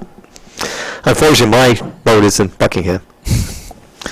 Doesn't help you there. No, it doesn't. But we bought a motorboat, whatever you guys call it, for $300. So I got the boat for free and paid $300 for the trailer. I'm serious. That's exactly how he sold it to me. And it has a Chrysler engine. So anyone, folks, who knows how to work on a Chrysler motorboat engine, you may call me at 701-6029 because I've had that boat for 3 years and no mechanic will work on it. Really? Yeah. I said, what's wrong? What's the difference? I said, Chrysler is weird. It's a 75 horsepower engine, and I can't get anyone to work on it. Wow. It's weird. So the boat's just sitting there on the trailers in no man's land. So anyway, I hope everyone out there does have an evacuation plan if you're not under mandatory evacuation. It never hurts. In fact, I have a client in Phoenix. Smart guy. He's a software engineer. Just makes me ill how much knowledge he has about that. But he is a survivalist. And he has podcasts, which next time we're on air, folks, I'll bring in, and he does not pay me to do a commercial. He has done like 250 plus podcasts on emergency evacuation, be it fires, floods, or the worst case scenario of a invasion of our country. I first thought he was one of these real big-time militia guys. He's not. He just he knows how to get prepared. He knows what type of product, what type of water, what quantities, and in what conditions. So these podcasts are very interesting. And I think I'm going to make those available through our website. So after what we've been through this summer, that people can log on to our website for free. We're not charging to actually review and listen to these podcasts on how to prepare for disasters. You never really realize how ill-prepared you are until something like this happens, you know? Absolutely, absolutely. I'm like, okay, where are the cat carriers? Where are my insurance documents? They're in the office. Are you sure? No. So it is very important. And what we've done, folks, especially since we were broken into, prior to that, we have video of every single piece of equipment that's worth any money. We've done that here. We've done that at home. So we have an actual video record to show our insurance company. And folks, I know a lot of us are not technically minded, so if you have a friend with a camera, or if you got your phone with a camera, just do shoots of your valuables. And if you have an iCloud or something like that, you put them on iCloud and they're safe there forever. Even if you smash your cell phone or if it burns in the fire. Talk about my wife about that. Yeah. I need a new cell phone. Yeah, I got it. I've done that though. I went through my whole house, took pictures of everything with my phone, Right. put them up on the iCloud, and now I don't have to worry about And it. for those who do not have Apple products, I'm sure there's another option. there's so many sites out there that give you anywhere from 10 to 25 gigabytes of space for free. Or you just email them to yourself. Could do that too. Yeah. Absolutely. So there's many ways to account for all your possessions.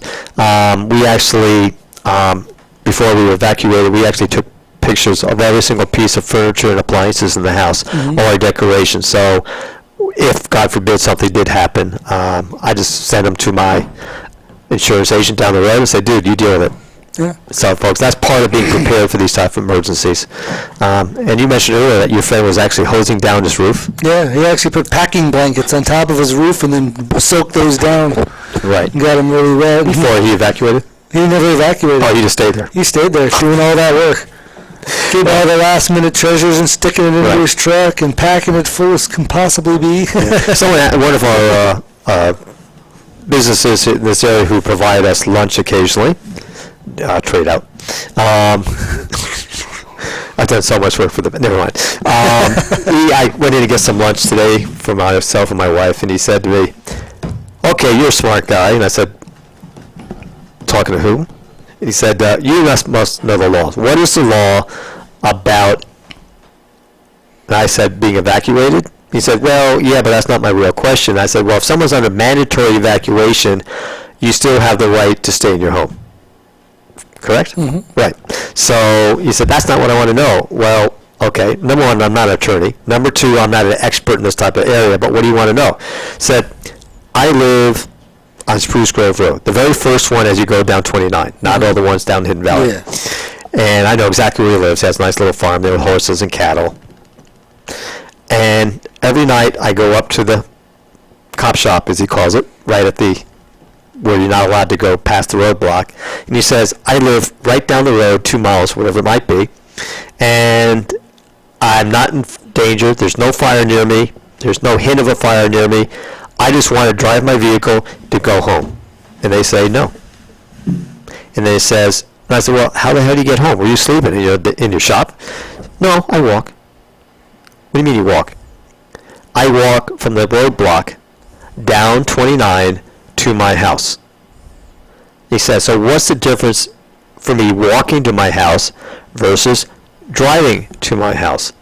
And you want to know if there is a law or statutory ordinance that stops me from driving down there when they don't stop me from walking down there. I think it's they don't want the vehicles in the way of traffic.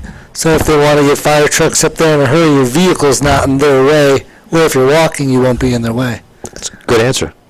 No, I'm serious. That's a good answer. My best guess. No, I never thought about that. I'm just trying to use, I'm too logical sometimes. Like, okay, situation B, I understand. Situation A, I understand. But when you're comparing, when they're both not being enforced the right way, the same way, I'm like, there's no logic to that. How about a bicycle? Or even a motorcycle. No, motorcycle would be like a car. I guess. I guess. But you're right, motorcycle is so, well, Then you pull it off the side of the road, you wouldn't be in the way. especially a dirt bike. Yeah. You know, I'm going to have to ask that. We had, a couple of months ago, we had Corey, oh God, I forgot his last name. He's the public information officer for Highway Patrol. Just a super nice man. We saw him at the roadblock up here and said, get the hell out of here, go. A good guy, really is. Yeah. And then we also had Lieutenant I never pronounced it properly, so Lieutenant, I apologize. Paredes, he's the new person in charge of Clear Lake, and he was on our show, and he was just, I've never met a law enforcement officer that was so quiet, so soft-spoken, and came across so sincere about helping the public. Not, well, if you do this, we're going to have to take care of you. All public service, the kids, the bicycle training, motorcycle training, everything to do with the public. That's what he was emphasizing. Yeah. It was kind of refreshing. Well, you need a nice cop for that. You do. You need the mean ones for the looters and those guys, the shoot first type of cops. And Careful here. So where was I going with this subject? Oh, I was going to do it. When I see Corey or Glenn is a CHP officer who is a son-in-law of a friend of ours, and he's a cool guy, really cool guy. I'll tell you a quick story on that in a second. If we see one of those officers, I'm going to ask them those questions, because that's a very interesting subject. Yeah. Cars, okay, they're wide. Deal with that. Motorcycles are not wide. Bicycles are not wide. They're not even engine-driven, so why can't someone go to their home that way? That's not within a evacuation area. His area was not evacuated. He just couldn't get down it because of the roadblock. So I have to ask him about that. because I was talking to someone earlier this morning, we tried to get up to the Hoburgs Yeah. to go check that out because he owns the Hoburgs thing. We're trying to Right. go up there and take some last shots of it, you know. Yep. And he was telling me that there were people he knew that were actually hiking up into the area because they lived up there. So they were allowed to go They were allowed. They just snuck in and hiked okay. in. You know, they knew trails or whatever and how to get up there, and they made their way and they got up there. It's a long hike. It is. They must be shaping it young. Yeah. Yeah. I used to be young. Once. Anyway, yeah, that's interesting. But I'll have to ask them those questions because Corey and the lieutenant had to cancel their time on our show a couple weeks ago. They had other business that was more important than talking to us, but they're rescheduled to come on back. So that's a good question to ask them. So, did my wife tell you the story that when we got stopped after one of the city council meetings when we were debating the marijuana ordinance in the city of Clear Lake? Okay. Should be good. Oh, well, it's funny. It's fun. To me, I was scared at a blank because law enforcement and I don't always get along very well. Yeah. We just finished the Clear Lake City Council meeting that was switched to the senior center to the mass quantity of human beings attending the meeting to discuss the no-grow ordinance. So we left, and we got down to the intersection of 53 and 29. And all of a sudden, we see these lights get turned on. I'm like, that was the last thing I need. After dealing with the people with other opinions than mine regarding the no-grow ordinance, the people who were basically telling us we're all a bunch of druggies and hippies and stuff like that. So I pull off the side of the road as safely as I can. We're not antique little places on 29 going north. Okay. And the officer did the right thing. He went to the passenger side of the vehicle, which is good because that's where my wife was sitting, so I could just be quiet and out of the way. It was either a rookie or extremely young officer. Very polite, very professional. We rolled down the window, and first thing he says is, "So, how much pot do you have on hand?" That's the first thing he says?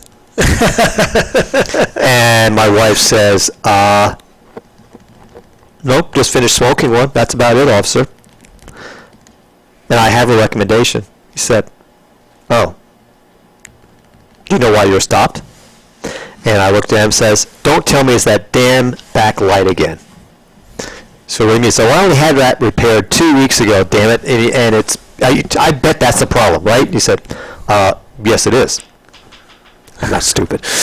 I knew it was been loud for, anyway, oops, we may have someone listening. Anyway, so he started questioning us again. Are you transporting any marijuana?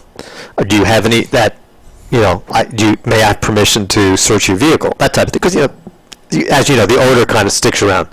And all of a sudden, his backup shows up. And comes over, bends through the window, and all of a sudden, my wife says, "Glenn? Terry, hi, how you doing?" We just came back from the city council. Oh yeah, man, how did that go? I know my mother-in-law was there, and I wanted to go myself, but I was on duty. So how did that happen? So we're just chit-chatting back and forth on that, and the younger officer who made the initial stop was starting to start information out off my driver's license and do, the typical warrant check. And Glenn said, stop that. These are friends of mine. Just give them the damn license and let them go. That's why I don't use last names. Yeah. But, it's, so I'm going to ask Glenn to see if he can possibly enlighten us on that scenario, because he is a CHP officer, and he's the one that's in charge of the state routes. So, interesting on that Interesting. one. Yeah. Also, by the way, do you know the Republican debates going on tonight? Yeah, I wasn't planning on watching that. You're a Democrat then? Not a Democrat either. Yeah, just like, Yeah. They all piss me off. I know folks are off the subject here, they're just waiting for the video to finish. Do you know that Trump is no longer the #1 Republican? Awesome. The doctor is. The doctor. I think it's Carlson. Ben Carson? I'm sorry? That's Ben Carson. Yeah, thank you, Ben Carson. He is a MD. He's never been in the political arena much at all, and he was a nobody. And all of a sudden, his campaign strategy or his campaign is becoming much aware among the public. Terrible sentence structure. And he is now equal to or greater than Trump in the polls. So he is making a lot of headway. Good. Because he's straightforward. There's no hiding or double talk in his campaigns or in his public speaking engagements, and he's getting a lot of respect from people. I kind of heard the same story about the Bernie Sanders Oh, guy. absolutely. Go Bernie. I'm not a Democrat, folks. I hate everybody. But Bernie is another gentleman that really is sick and tired of politics in Washington, and he's one of those guys that this is what I believe in, and if you don't like it, fine. If you do like it, that's even better. And so him and the doctor are very similar to what their game plan is. It would be a very interesting election if both those people won their nominations. And he is equal to, I gotta be polite here, my wife will hit me, Hillary He's equal to Hillary? in the polls, Oh, in the straw polls. I thought you meant an ideal. Oh, hell You no. have to back Oh, off. hell no, dude. Well, way off the subject, folks, I apologize, but and of those who don't like what I'm saying, we do have a phone, 701-6029. The worst thing that could happen in this country would be for Clinton to win, in my personal opinion. Could be pretty bad. It's just, she lied through her way through whatever that first problem she had when Mr. Clinton became president. There's a name for it, something gate. And then this whole email catastrophe just showed that she outright lied from the very beginning, and then she got some campaign advice saying, you better tell the truth now or apologize to the public in some way that makes you look better than outright liar. And if the public can't see through that, we got a sick population.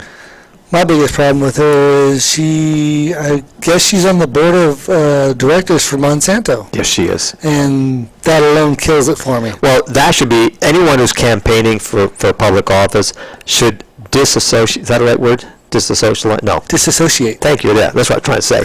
Themselves from any type of for-profit or non-profit organization, so you have no way of being, help me here,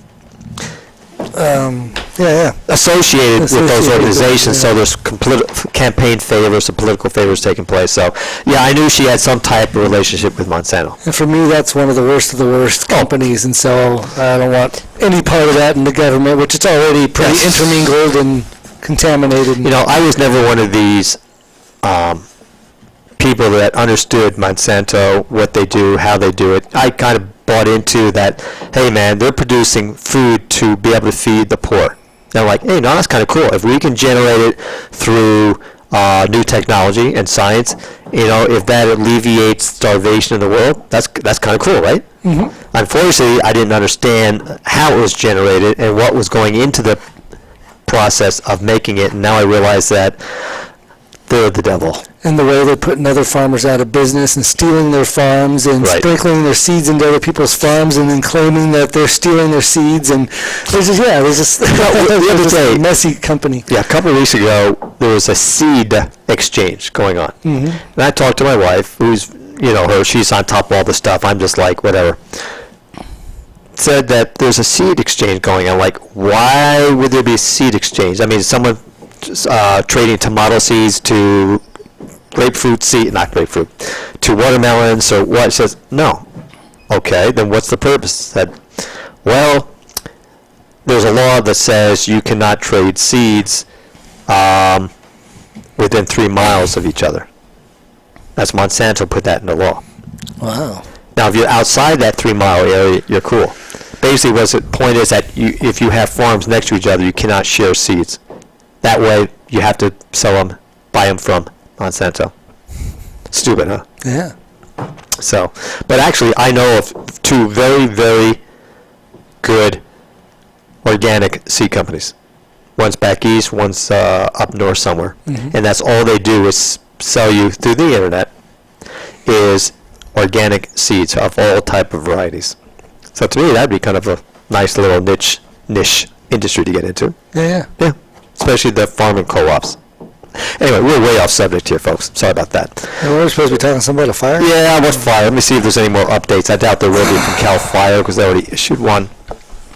So let me refresh here.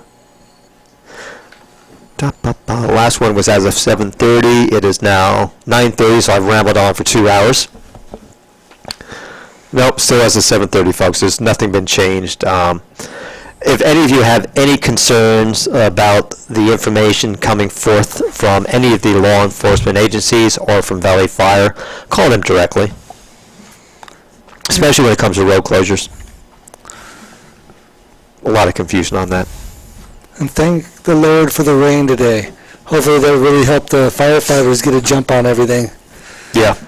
When I woke up this morning, which was much later than we should have, it's okay. I turned the alarm off. Yeah. No, we did it on purpose. We're just so...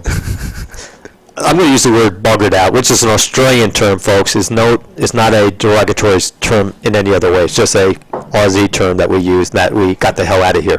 You're not putting down insects? No, it just bugger down. Means you're getting the hell out of here. Yeah. So anyway, where was I going with this? I don't know. I can't remember. Yeah. Yeah. You woke Oh, up this morning. That's what I did. Yeah, do the double check. Each wrist. Thank you. Check the I can't third one. find this. Anyway, yeah. We woke up. First thing we do is look at Cal Fire Advisory, and I told my wife, "We're cool. We're still allowed to be home, even though there's no one in the neighborhood." I look out. There's no lights on. There's no cars. There's nothing. Like, nope. Cal Fire says, "Cool. We're Oh, that fine." was the best. Coming home to my neighborhood with nobody in it. Isn't that cool? No dogs barking. You actually hear the wind blow. It was amazing. Very surreal. It's like, Right. oh. So anyway, I'm reading Cal Fire 2 or 3 times because it takes me time to digest text. Mhm. Numbers I'm cool with. But text is hard for me. Anyway, and I read this Cal Fire release at 7:20, 6:20 this morning. And I'm like, no, we're cool. Point Lakeview is open. There's not a problem, you know? She says, no, I'm reading it right here. We're still, I have mandatory evacuation. I'm like, no, what are you reading? I'm reading the same thing right here. She said, well, no, you're not reading it right. I'm like, yes, I am. No, I'm not. Yes, I am. Go back upstairs to my desktop because I've evacuated from the office here. And I'm reading this, and I'm like, oh. Yeah, I guess Point Lakeview is closed. Because that was a sheriff. Yeah. Excuse me, that was a Cal Fire release. The sheriff, because I drove home last night at 9:30, and when I left Point Lakeview, there was a gate blocking, well, not gate, but you know, the stand-up wood things, blocking the entrance going into Point Lakeview. I was going out. I'm like, no cops around, so on the way back, I'm just going to go around it. Right? Yeah. So I go down, came back, the barrier was gone. So I'm like, cool, okay, no big deal, right? It's fully open. So I went down there, saw a couple cars go past me, get home, no one's in the neighborhood. I'm like, okay, it's kind of cool still. No one bothering me. Then the next morning I wake up and Cal Fire says the road's closed. So how did I get last night from 29 home? So she was arguing back and forth with me. I'm like, okay, you're right. I didn't read it properly. We are under mandatory evacuation. But the sheriff's department said, no, you're cool. Road's open. You're fine to be there. No problems. That's strange. And I'm like, okay, for once I'm glad the sheriff's department said that. But there's this miscommunication back and forth, and I don't understand it. How can CAL FIRE, CHP, and the sheriff's office not communicate together? They each have their own public information officer, They PIO. have little computers in their cars. Right, and yeah, because Corey, Sergeant Corey, Reynolds, that's it, Corey Reynolds, Yeah. I'm sorry. He's the PIO, and cool guy. He's always communication. If Terry calls him, he talks. And part one of Hidden Valley be done, Most likely. and then we can keep the chronology, because part 2 of Hidden Valley will do Middletown as well, Right. and then we'll go back to Hidden Valley. But Okay. I don't think we should I don't think we should record this until we're ready to, because I wanted to do a separate recording so we could leave it in the DDR to replay. Okay. But we'll just do the stream, and then Can't we replay the stream?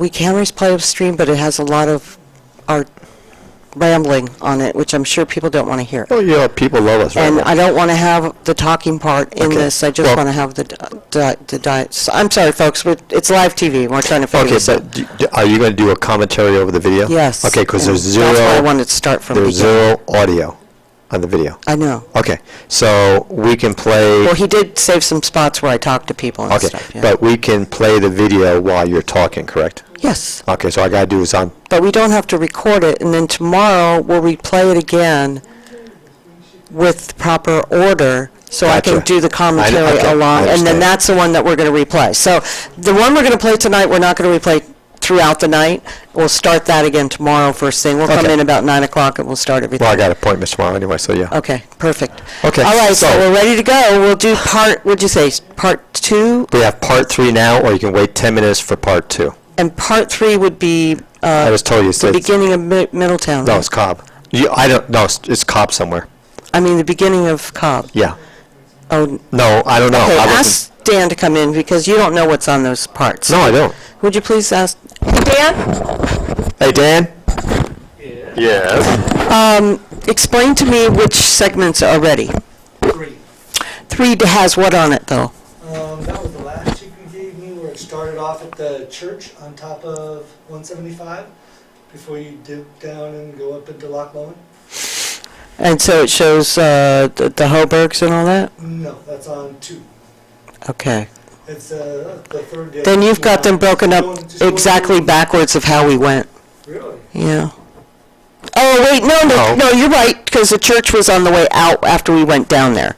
So, yeah, then it goes into Loch Lomond, and that's kind of not even the best stuff either. Little neighborhoods and stuff around there. Yeah, let's just run that one, and that'll give some people some comfort. And Part 2 should be ready now. if part 2 is ready, I'd rather, Some stuff on it. yeah, I'd rather start it from the very beginning. And then if you can get part 1 of Hidden Valley done, and, Yeah.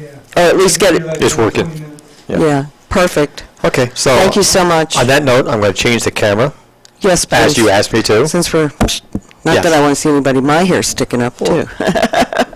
Okay, let's get back to work. I'm tired So- of boring people with all of our Okay, so talk. you want more headroom. Yes, of course. Come on, didn't get a realize- cameraman's eye. I didn't realize I had such a nice dark complexion. Please, Peter. Sorry, folks. I'm He's always digressing. fishing for compliments. No, I'm not. Yeah, you are. Every time you're on the air, you always talk about how gorgeous you are. No, you tell me that. I tell you that at home, No, not you on don't. the You air. never tell me that at home. Peter, please. Okay. I'm not- See you, folks. It's so embarrassing. Oh, my God. I'm sorry, folks. I'm really sorry. He has brain damage. That's not an excuse. Tell him the real reason. Hi, Bruno. Oh, Christ, he's listening. Yeah. He apologized for not watching our show. I said, why? You're just on time. I'm not sure how to import the. Oh, I'm sorry. I'll do that.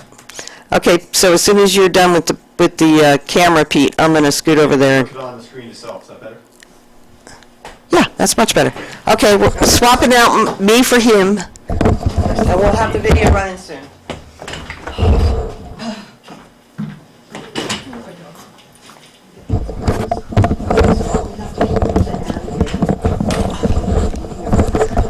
All right, folks, one of us is back, and as you can tell, when we do our show, I'm always in trouble.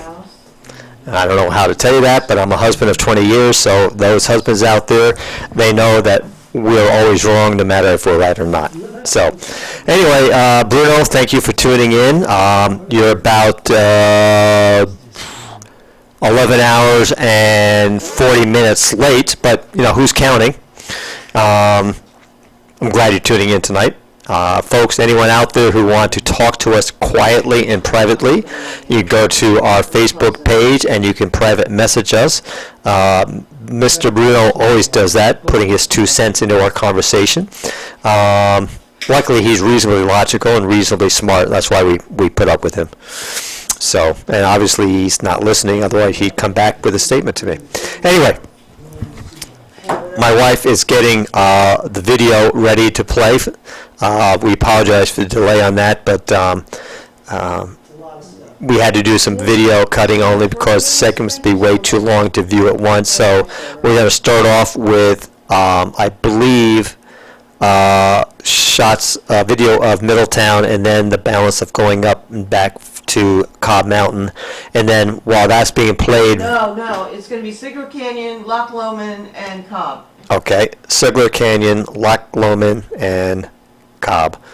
Then 15 minutes. then we'll start off with Hidden Valley and go from there. And then tomorrow morning, starting at approximately 9 o'clock, we will be, Move over. I've been told to move. Sorry, folks, Move over. I've been told by my wife to get the hell out of here. It's still gonna be another 10 or 15 minutes because the stick didn't work. If that stick doesn't work, we can try. Is that the only one you have? Nope. Okay, we got another stick. Go get your stick, man. Get your stick in order. Get on the stick, man. Jeez, this guy needs to get on the stick. Hey, Charlie, how you doing? You want to come sit down? Do I want to come sit down? Yeah, say hi to everybody. Let them know how hard you're working. Oh, yeah. Working real hard. You can turn that microphone, or you can sit in front of that one. That's fine. Oh, they closed the shot. Yeah, so you have to sit here. But you can turn that mic around. I don't know what they did with the headsets. Oh, I see what the other one is, but that's okay. Wow, first time on live camera. That's great. Well, welcome. This is our new intern, Charlie. Hi. Charlie? Nice to meet you all. Yes. And you want to tell people a little bit about yourself? I'm 18. I'm a Scorpio. I like long. No, you're not. So am I. You're a Scorpio. That's why we get along. I knew that. You what? I guess I would work, two That's right. Scorpios That's there. right. Yeah. But That's great. I have a passion for writing, passion for the truth, a passion for people's stories and hearing them. And short time I've been here with you guys. I've been really enjoying it. So hope to That's great. continue helping you guys out. We appreciate that. Keep talking until I can empty my mouth. Well, want me to keep talking? Okay. I got a Well. mouthful of zucchini bread. Oh, okay. Well then, I guess I could tell a joke or something. All right. So there was one I heard on Joel Osteen radio. He's the big old yeah. preacher. Yeah. And God, they tell jokes over there? oh yeah. So it's this guy, and he walks up to this grocery store or something, and there's a kid and a big old dog sitting out front. And so the guy goes up, and he's like, "Oh, it's a cute dog. Does your dog bite?" And the kid's like, "No, my dog doesn't bite." So the guy goes down to pet the dog. Dog takes his arm off, lifts it up, and the guy's like, "Well, hey, I thought you said your dog didn't bite." And the kid goes, "That's not my dog." Yeah. Well. Oh, you guys got your joke for the day. That was good. I love that. All right, thank you very much. And that was just enough time to get the zucchini bread out of my mouth. Hey, well, there you go. Oh, boy. Somebody else just messaged me that they got up to their house. We weren't able to get up there yesterday. And her house is gone. Oh, my gosh, my heart Poor goes out. baby. I don't know why I can't answer her. I'm so sorry. I had a feeling because I met someone else that was up in that same neighborhood, and they had mentioned that their house was gone too, so I kind of figured, you know, even though in some areas there was a lot of hit and miss, in some of the neighborhoods they were just completely devastated. And, you So know, there's I've certain seen streets some we of just that. know. Looks like a wasteland in some places, you know. It is, it is. So we got another 5 or 6 minutes before the transfer's done. Let me see what other news stories I can bring up for you. Oh, boy, we are really in a thing. It's a Lake County thing. Oh, yeah. Yeah, I've lived in Lake County all my life, but I've never seen anything like this, you know. No, but you got to talk in the microphone or nobody Oh, can yeah, hear you. Oh, man, I guess I'll have to There you go. bring this over here. I don't really like mics in people's faces, but, Yeah. you lower it. Does that work? I guess this works. That does work. Yeah, I suppose it does. I don't see any news stories. Yeah.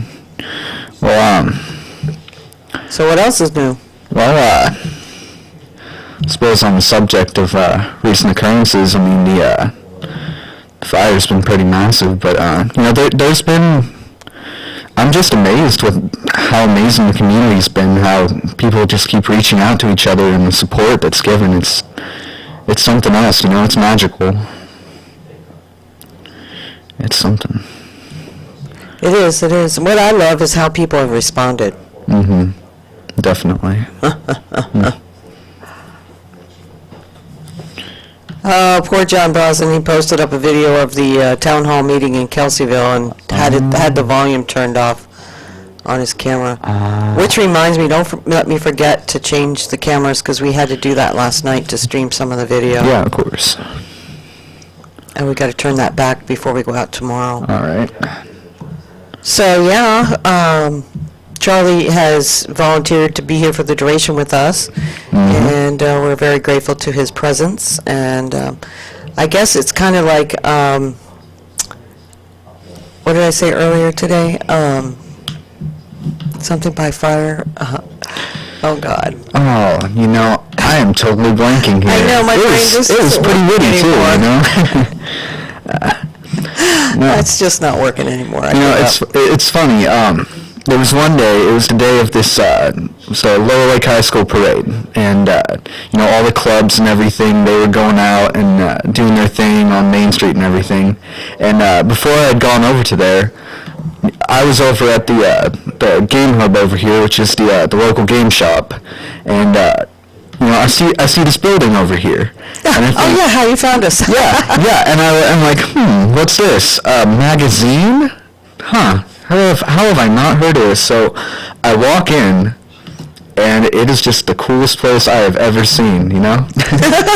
Love at first sight, I tell you what. It really was, you know, he just said, hey, I belong here, you know? Oh, yeah. We have been trying to get together. How many days ago was that? Let's see. That was, would have been, it was last week, I think, Friday when I had stopped by, and it was about Monday when a lot of stuff started happening. Yeah. Well,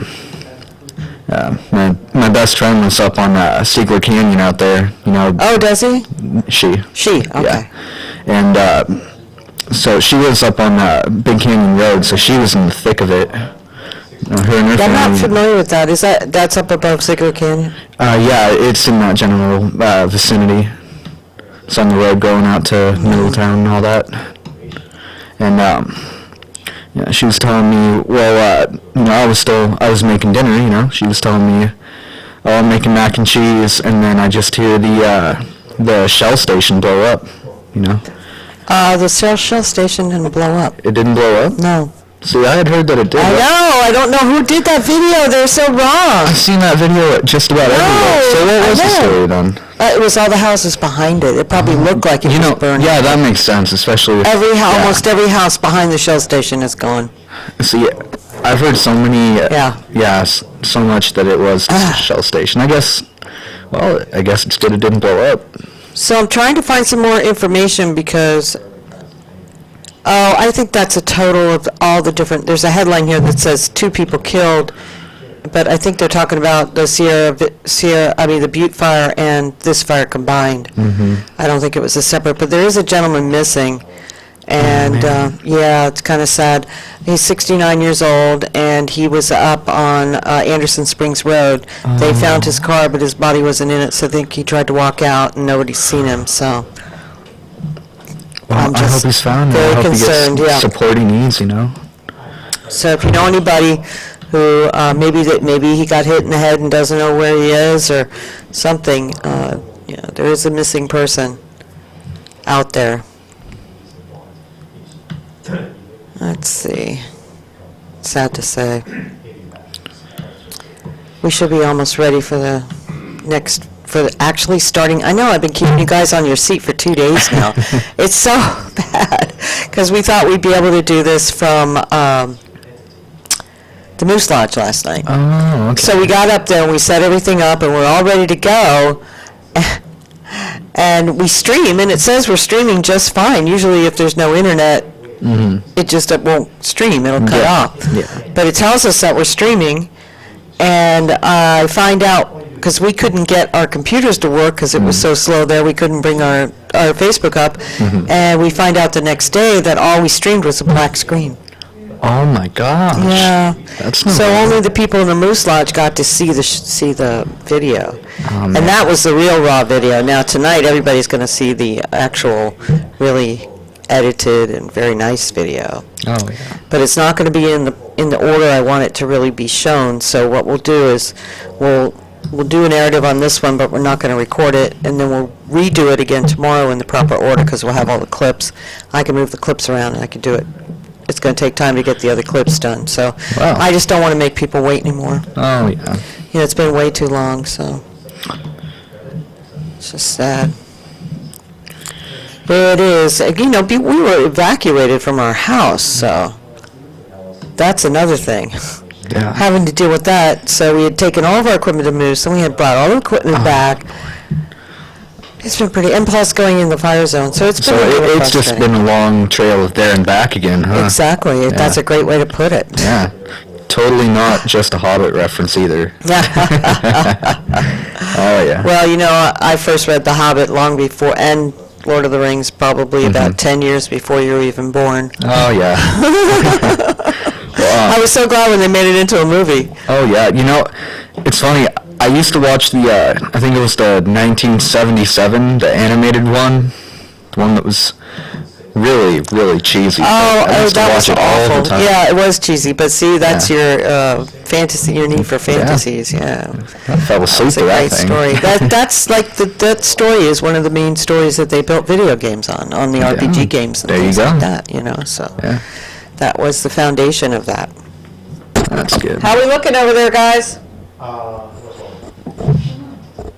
They're like, oh, we were just talking away. I don't know what's going on. Oh yeah. Get them back on the stick. How's our little guy doing? It's doing good. How come he's not in here with us? He's asleep. Oh, good. Yeah. Got him Poor baby. up on this little pillow. He just, he's now to the point where he doesn't think he wants to trust me either. Oh boy. But at least he likes him. Yeah, I suppose that's something. A cute little dog too. Yes, isn't he? He is just a sweet boy. Mm-hmm. He is a sweet boy.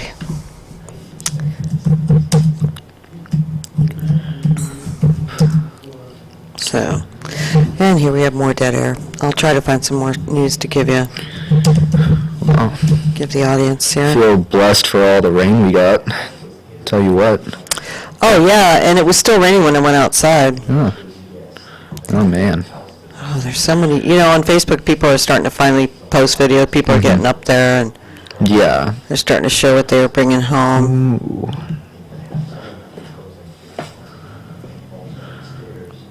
Oh boy. Yeah, I think we've got enough rain from this to really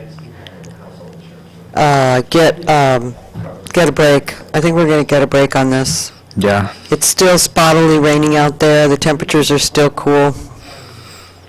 Oh my gosh.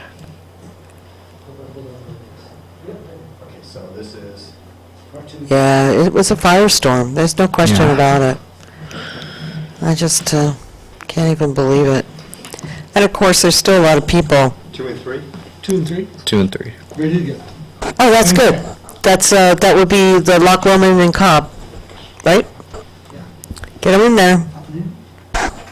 She showed me how to do that. Okay, good. I can- Oh, good. Dan's gonna do it. I don't even have to get up. Flip it up. Craziness, huh? I'm sorry, folks, but we are gonna get started right now. There it is. Okay. All right. Oh my goodness, what an idiot. What is that? So, Pete, I think we since we have both those parts, that's 2 and 3. Let's go ahead and record it. Okay. Okay, so all you have to do is hit record. Let me make sure it's set right though. You do it. Yep. Okay, swap out. And if you'd like to move your microphone to the other chair, and if Dan would like to give us the wide angle screen. Oh, that's right. Well, I need to stay there, John. Have a seat. Okay, so you got 2 and 3 in there. What we're doing now, my wife is getting the caster, which is our piece of equipment that lets us stream live. She's getting that ready to set up the video. Mr. Dan here is getting the wide angle screen here so you can all see our beautiful faces. Not. And we got video starting. That's a streaming video site. Yeah, that's like the Moose Lodge or something. Yeah. Uh-huh. That's the people doing the stuff out of the trucks. That's in the Moose Lodge. Yeah. What was after that? So Oh, maybe that was the night before we went down the next day. That could be. Was that the beginning of that? Okay, Yeah, well, that I'm was glad really you're that section. Okay, so realizing that's that we fine. have a new streaming device here. All right, let's let her roll then. I'm gonna, So we're gonna start the Okay. video here. record and then hit play. And then if you could help us get it, you got the camera going. I don't need to. All right, folks, again, this is live TV, radio, How long's the first internet one? 30 based. minutes, the next one's 18? If you ever watch live newscasts or live TV shows, you realize that Part two's what I'm no one starting with. is It perfect. says Matter of fact, I 30, purposely 18 watch minutes. the news out of the Bay Area. because Having been doing this for a couple of years now and doing this live and realizing how much I screw up, Okay, so I'm gonna mispronouncing hit words, record and then go sit using down. Australian slang, And when if you wouldn't Americans are mind listening, they'll look at me hitting, like, huh? Play. Oh, I heard that, what was it, said something about buggers or Yes, something. that is, well, yeah, well, there's a Why lot don't I of just have it be language. narrated? I also mispronounce words the American way. So go ahead and. There's words that we You pronounce, just hit record we there. accent the Oh, wait, I gotta make sure syllable it's set up differently the in way- Australia. Like, Yes. I can't remember the word anyway. When I was doing the newscast, I'd always say the word the Australian way. And then I get yelled at not saying it the American way. And I'm like, I'm not wrong. Well, this is America, I gotta speak like an American. Anyway, so folks, I've been watching the news a lot more closely these days because I try to perfect my profession or my semi-profession. And if you ever pay attention to the newscast, you'll see how many screw-ups they really make. Oh, yeah. Mispronounce words, hesitate, or start talking about the wrong information on a news story, the video's running. And I think it's funny, because these are professionals who are highly paid and in a big market, Oh, yeah. especially at the Bay. Oh, yeah, it's real competitive there. Yeah, so it's humorous to me to actually see, matter of fact, Fox News. Oh. No, okay, no, it's not the point of Fox News. We were watching Fox News last week, and every time I watched their news broadcast, Mhm. the video and the audio were out of sync. Oh, It's already in. well, that's, It was it's real professional. yeah, it was amazing that whoever did the video or the audio didn't catch that it was always like a half a second behind. So you saw the motion and then you heard the audio. So I don't feel bad now, folks, so if I'm boring you to death right now, oh well, because I'm not a professional. Now, if you want your taxes done, I'm a professional. But when it comes to this, I've learned through osmosis, this is fun, it's entertaining, and providing, I believe, a service to the community. So part of that service, though, is having to put up with That's the one that's up there. our demeanor, our sense of humor, and our back and forth Switch back to him maybe until you get this figured out. conversation between my wife and I. And some of you who watch us on a consistent basis understand why we do that. You guys actually think it's entertaining. That, I think you probably need to see a psychiatrist about. You can do But, that. No, I'm sitting. Wait till I sit down. anyway, she's coming back. Okay, move your butt. I was just told to get the heck out of here. This guy needs to hit play, and you can't hit play till I sit down. I know that. Okay, Charlie, you wanna slide over to the other chair? Sure. Sure. I Oh, can you're gonna eat. go eat. So That's I all will right. be back in a second. That's all right, no problem. My stomach is. No, All still sit there. Everybody's crunches, come on. They're not gonna see anything, they're gonna be looking at the video. right, folks, and here's my beautiful, loving back. My lovely husband, thank you very much. Okay, so we're ready to roll here. I'm going to be looking at the little screen over here while they play video, and I will give you the blow-by-blow description of what we're at. And you ready to go? We're ready. Thank you. This is Lake County Magazine's presentation of the fire zones of the Valley Fire. Oh, good, see him.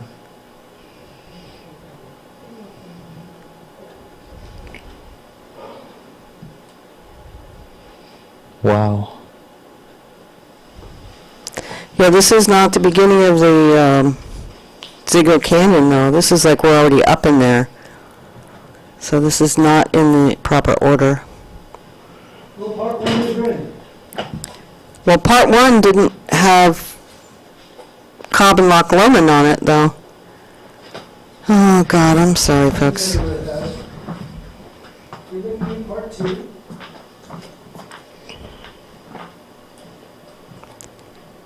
Part two has Hobart, I took her home starts at Loch Lomond. because I didn't want her here anymore, because she needs to go home. She needs to feel comfortable and safe. She didn't need to be here. She was happy. She was. Yes, of course she was. Whole house yourself. Huh? Got the whole house yourself. Exactly. She's fine. Which t-shirt did you use? That's a pair of pantyhose. Okay, I thought it was Mike. Yeah, this is totally, I don't even know where this is. This is all mixed up. It's okay, we'll figure it out. Just give me a minute to get my bearings. This is part two, so this is all. I thought part two was Middletown and, That looks like Loch Middletown. Lomond here.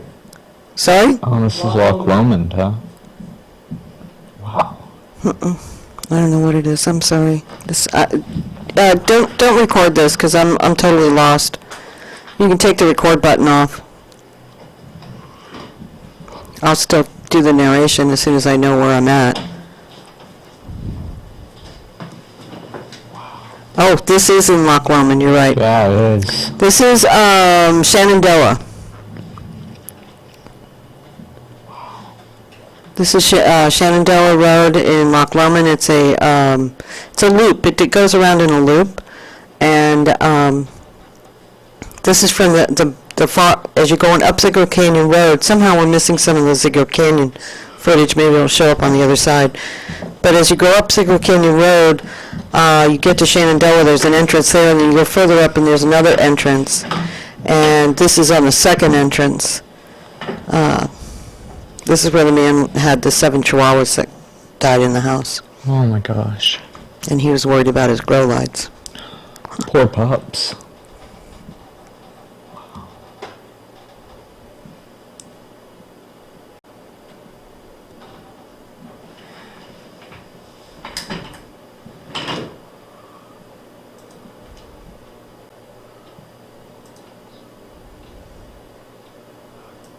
Can't believe it's Loch Lomond.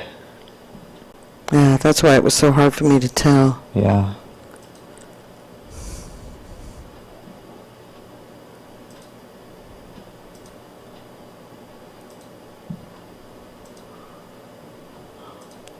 Just stunning, the devastation. Yeah. But there's so many places in Loch Lomond that are fine. Like the stores there, you know, all the central area, the campground is there. That's good. Yeah. We really got to give a hand to the firefighters. They're awesome. They're the real heroes, you know? And to the people who thought about their 100-foot of defensible space. Yeah, that is I mean, that definitely made a smart huge move. difference. That's why, you know, especially in Hidden Valley, you saw houses, one house was standing and another house wasn't. Mhm. This is why we couldn't get up that road. Oh, Shawnee, I'm sorry, I thought it was Shenandoah. Shawnee? And, oh, it is Shawnee and Wow. Shenandoah, that's right. We couldn't drive in there, we had to walk.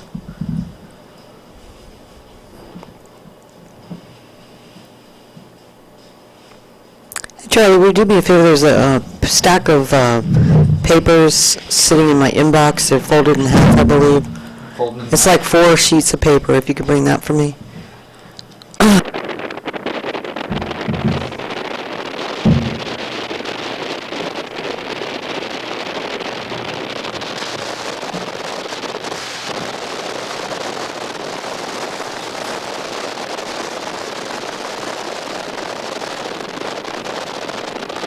Yep, that's what that is. That's Summit right there.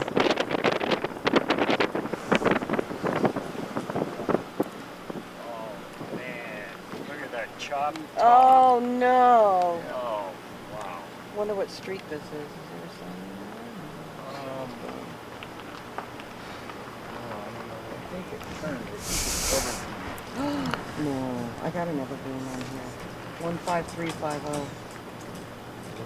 Yeah, just check I'm telling you, that was an expensive car. The sign could have been twisted, Yep. but it looked like Well, I know we passed it coming this way, so it could be very well. wow, that is nice.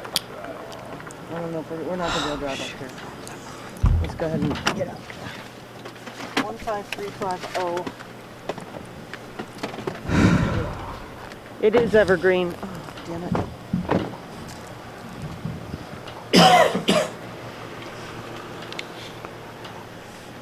Look for numbers. Here's 15260. This was the worst neighborhood that we went to. Just so sad. My condolences go out to everyone that lived in these areas. It's just so unbelievable.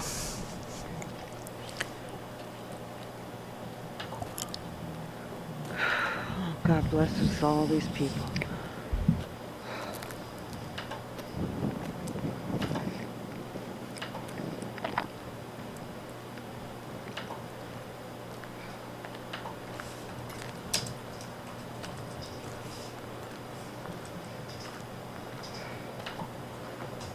Wow. Just incredible, It's just so heartbreaking. isn't it?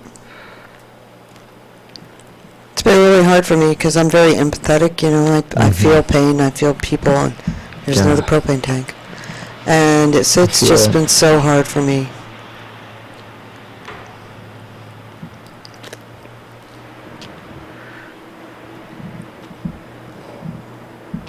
There was a lot of electrical wires I was trying to maneuver, that's why the camera's not focusing very well.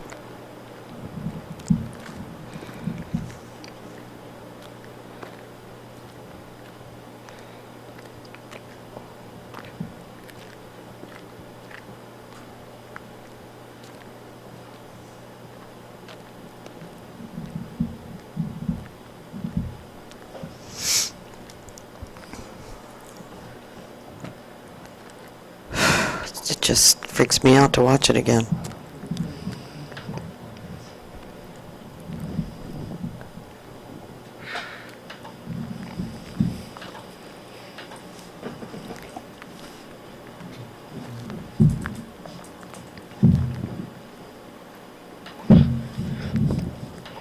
No, you're right. It is astounding for everything that's blown up and burst into flames. None of the propane tanks. That's really crazy. Yeah.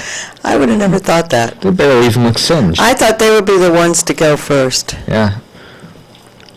If they're turned off properly, they usually don't blow up. Well, that's something.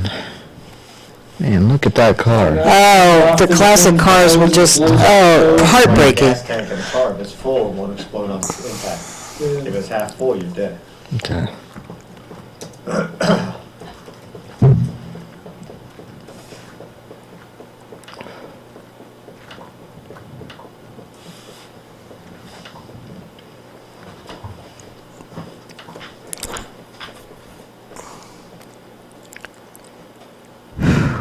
Yeah, it's just crazy to see. I mean, not that long ago. Okay.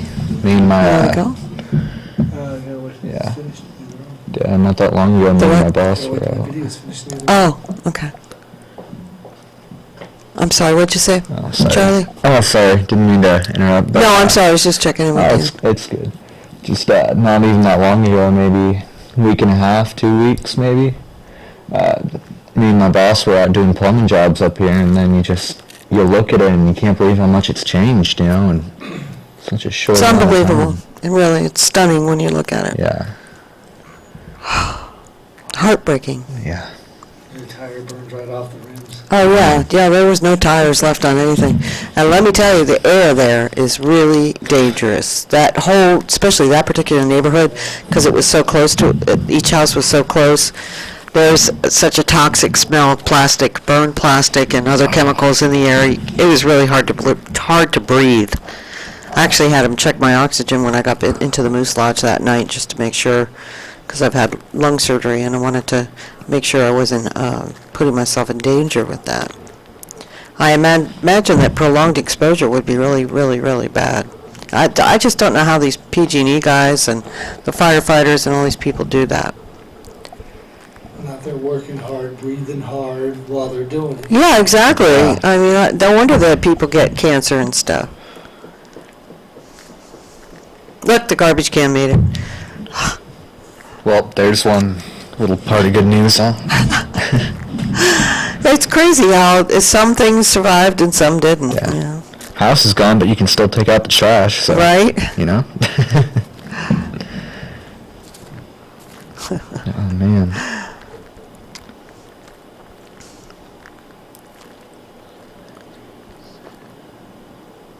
I want to say that's Evergreen, not Summit. I think we went on Summit earlier.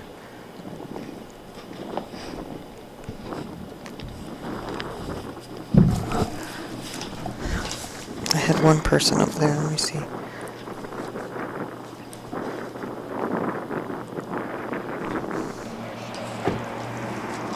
Oh, man. Yeah. That was bad, huh? Yeah, that was Evergreen.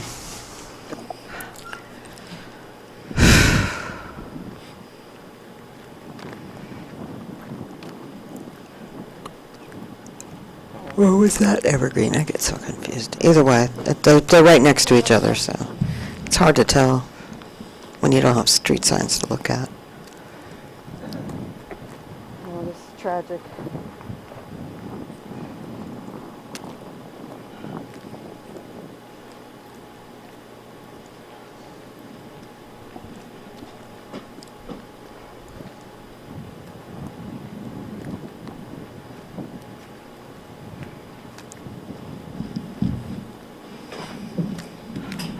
Difficult to film staying while you're. Exactly. I know. I was just thinking to myself, what a crappy job I did. But it's like, we had a limited amount of time. I got to get all this acreage covered. So I was more concerned not so much on the quality. There. This was phenomenal. This is right on Highway 175, right on the roadside. And as we're stopped, it's catching that tree on fire. And it was that point we decided to get out of there. And right around the corner, these guys are working on the lines, and we stopped and we tried to tell them about it, and they're like, okay, here's the church. Yeah, exactly. Well, actually, it was we didn't realize they were Caltrans guys, but they said, well, we don't even bother telling them anymore. They never listen to us. Okie doke. Italian Mountain Village. You're just taking advantage of my training radius, is what you're doing. We were checking out Redwood and Live Oak and all the areas back there, and they're all fine. Freaked me out about the I whole. thought this was just a driveway. No, that's a road. Is it Live Oak or That is Black a road. Oak? I think it This is. a road.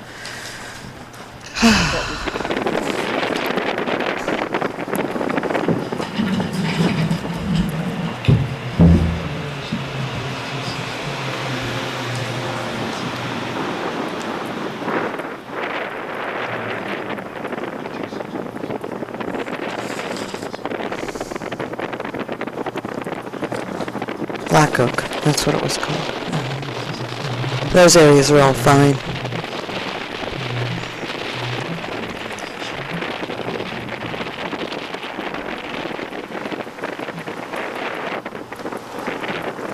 I love that, the wind thing's still going.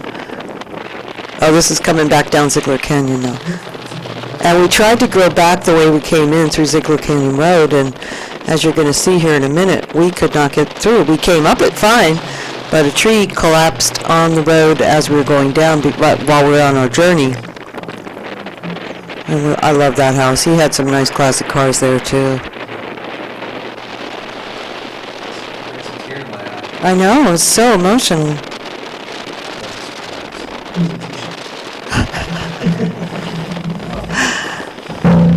Big old towel for that.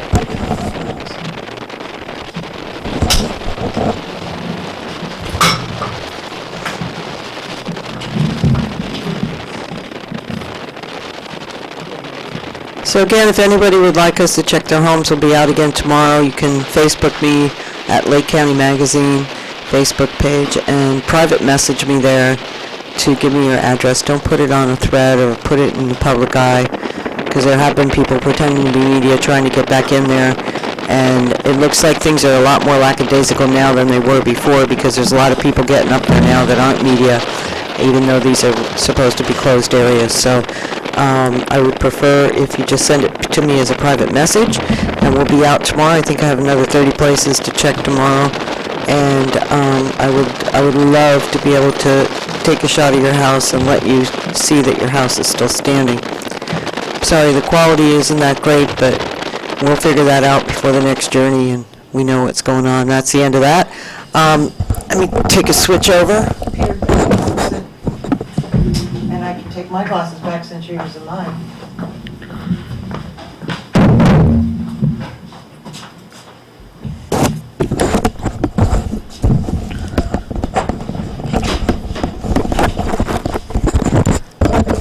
Okay, folks, we're back into the switch videos here, and I just got a text message from my lovely sister who just flew into. Come on. I'm sorry? Can you sit on your side? Oh, I didn't know you wanted me to be in here. I'm telling you, yeah. Oh. We're actually going to do it together. Okay, well, I'll take your headset back. Thank you. Take your glasses back. No, I like yours. No, you have them, they're mine. I just. Oh, yeah. Yeah, you got your own, man. Oh, man.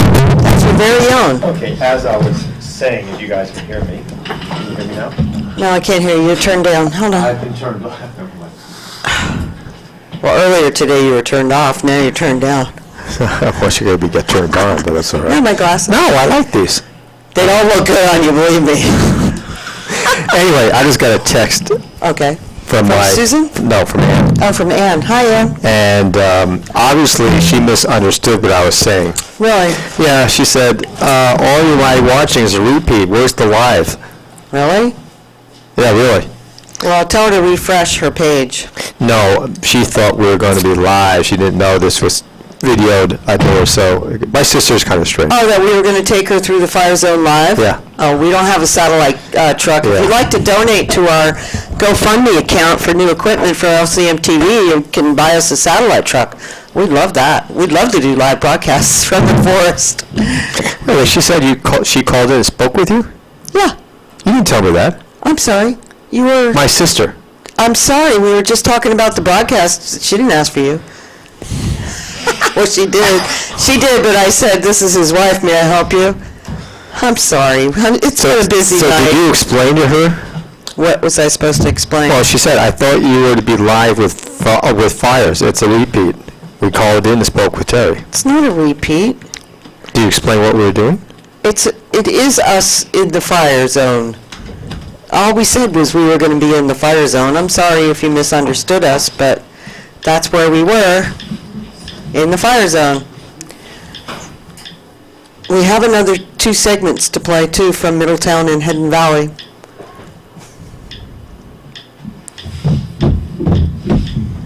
That should be ready in a few minutes. Let me just check the updates and see if there's anything new from CAL FIRE. Peter, do you have the CAL FIRE page up that gives you updates, or do you just wait for Nixle alerts? No, it's up there. Where? Well, you're using my computer, so Yeah, God knows what you did with it. I didn't do anything to it. I just want to see the page. Probably that one. I can't tell. That's not it. Nope, it's right there, Valley Fire. Oh, There you yeah, go. that's because I pulled it up earlier. All right, let me do Flash this. it? No, you gotta refresh it. Flash it and refresh it. That's right. If you're gonna flash it, we're in deep trouble. Trust me, nobody is going to be subjected to that kind of punishment. Nope, same one. Okay. I was expecting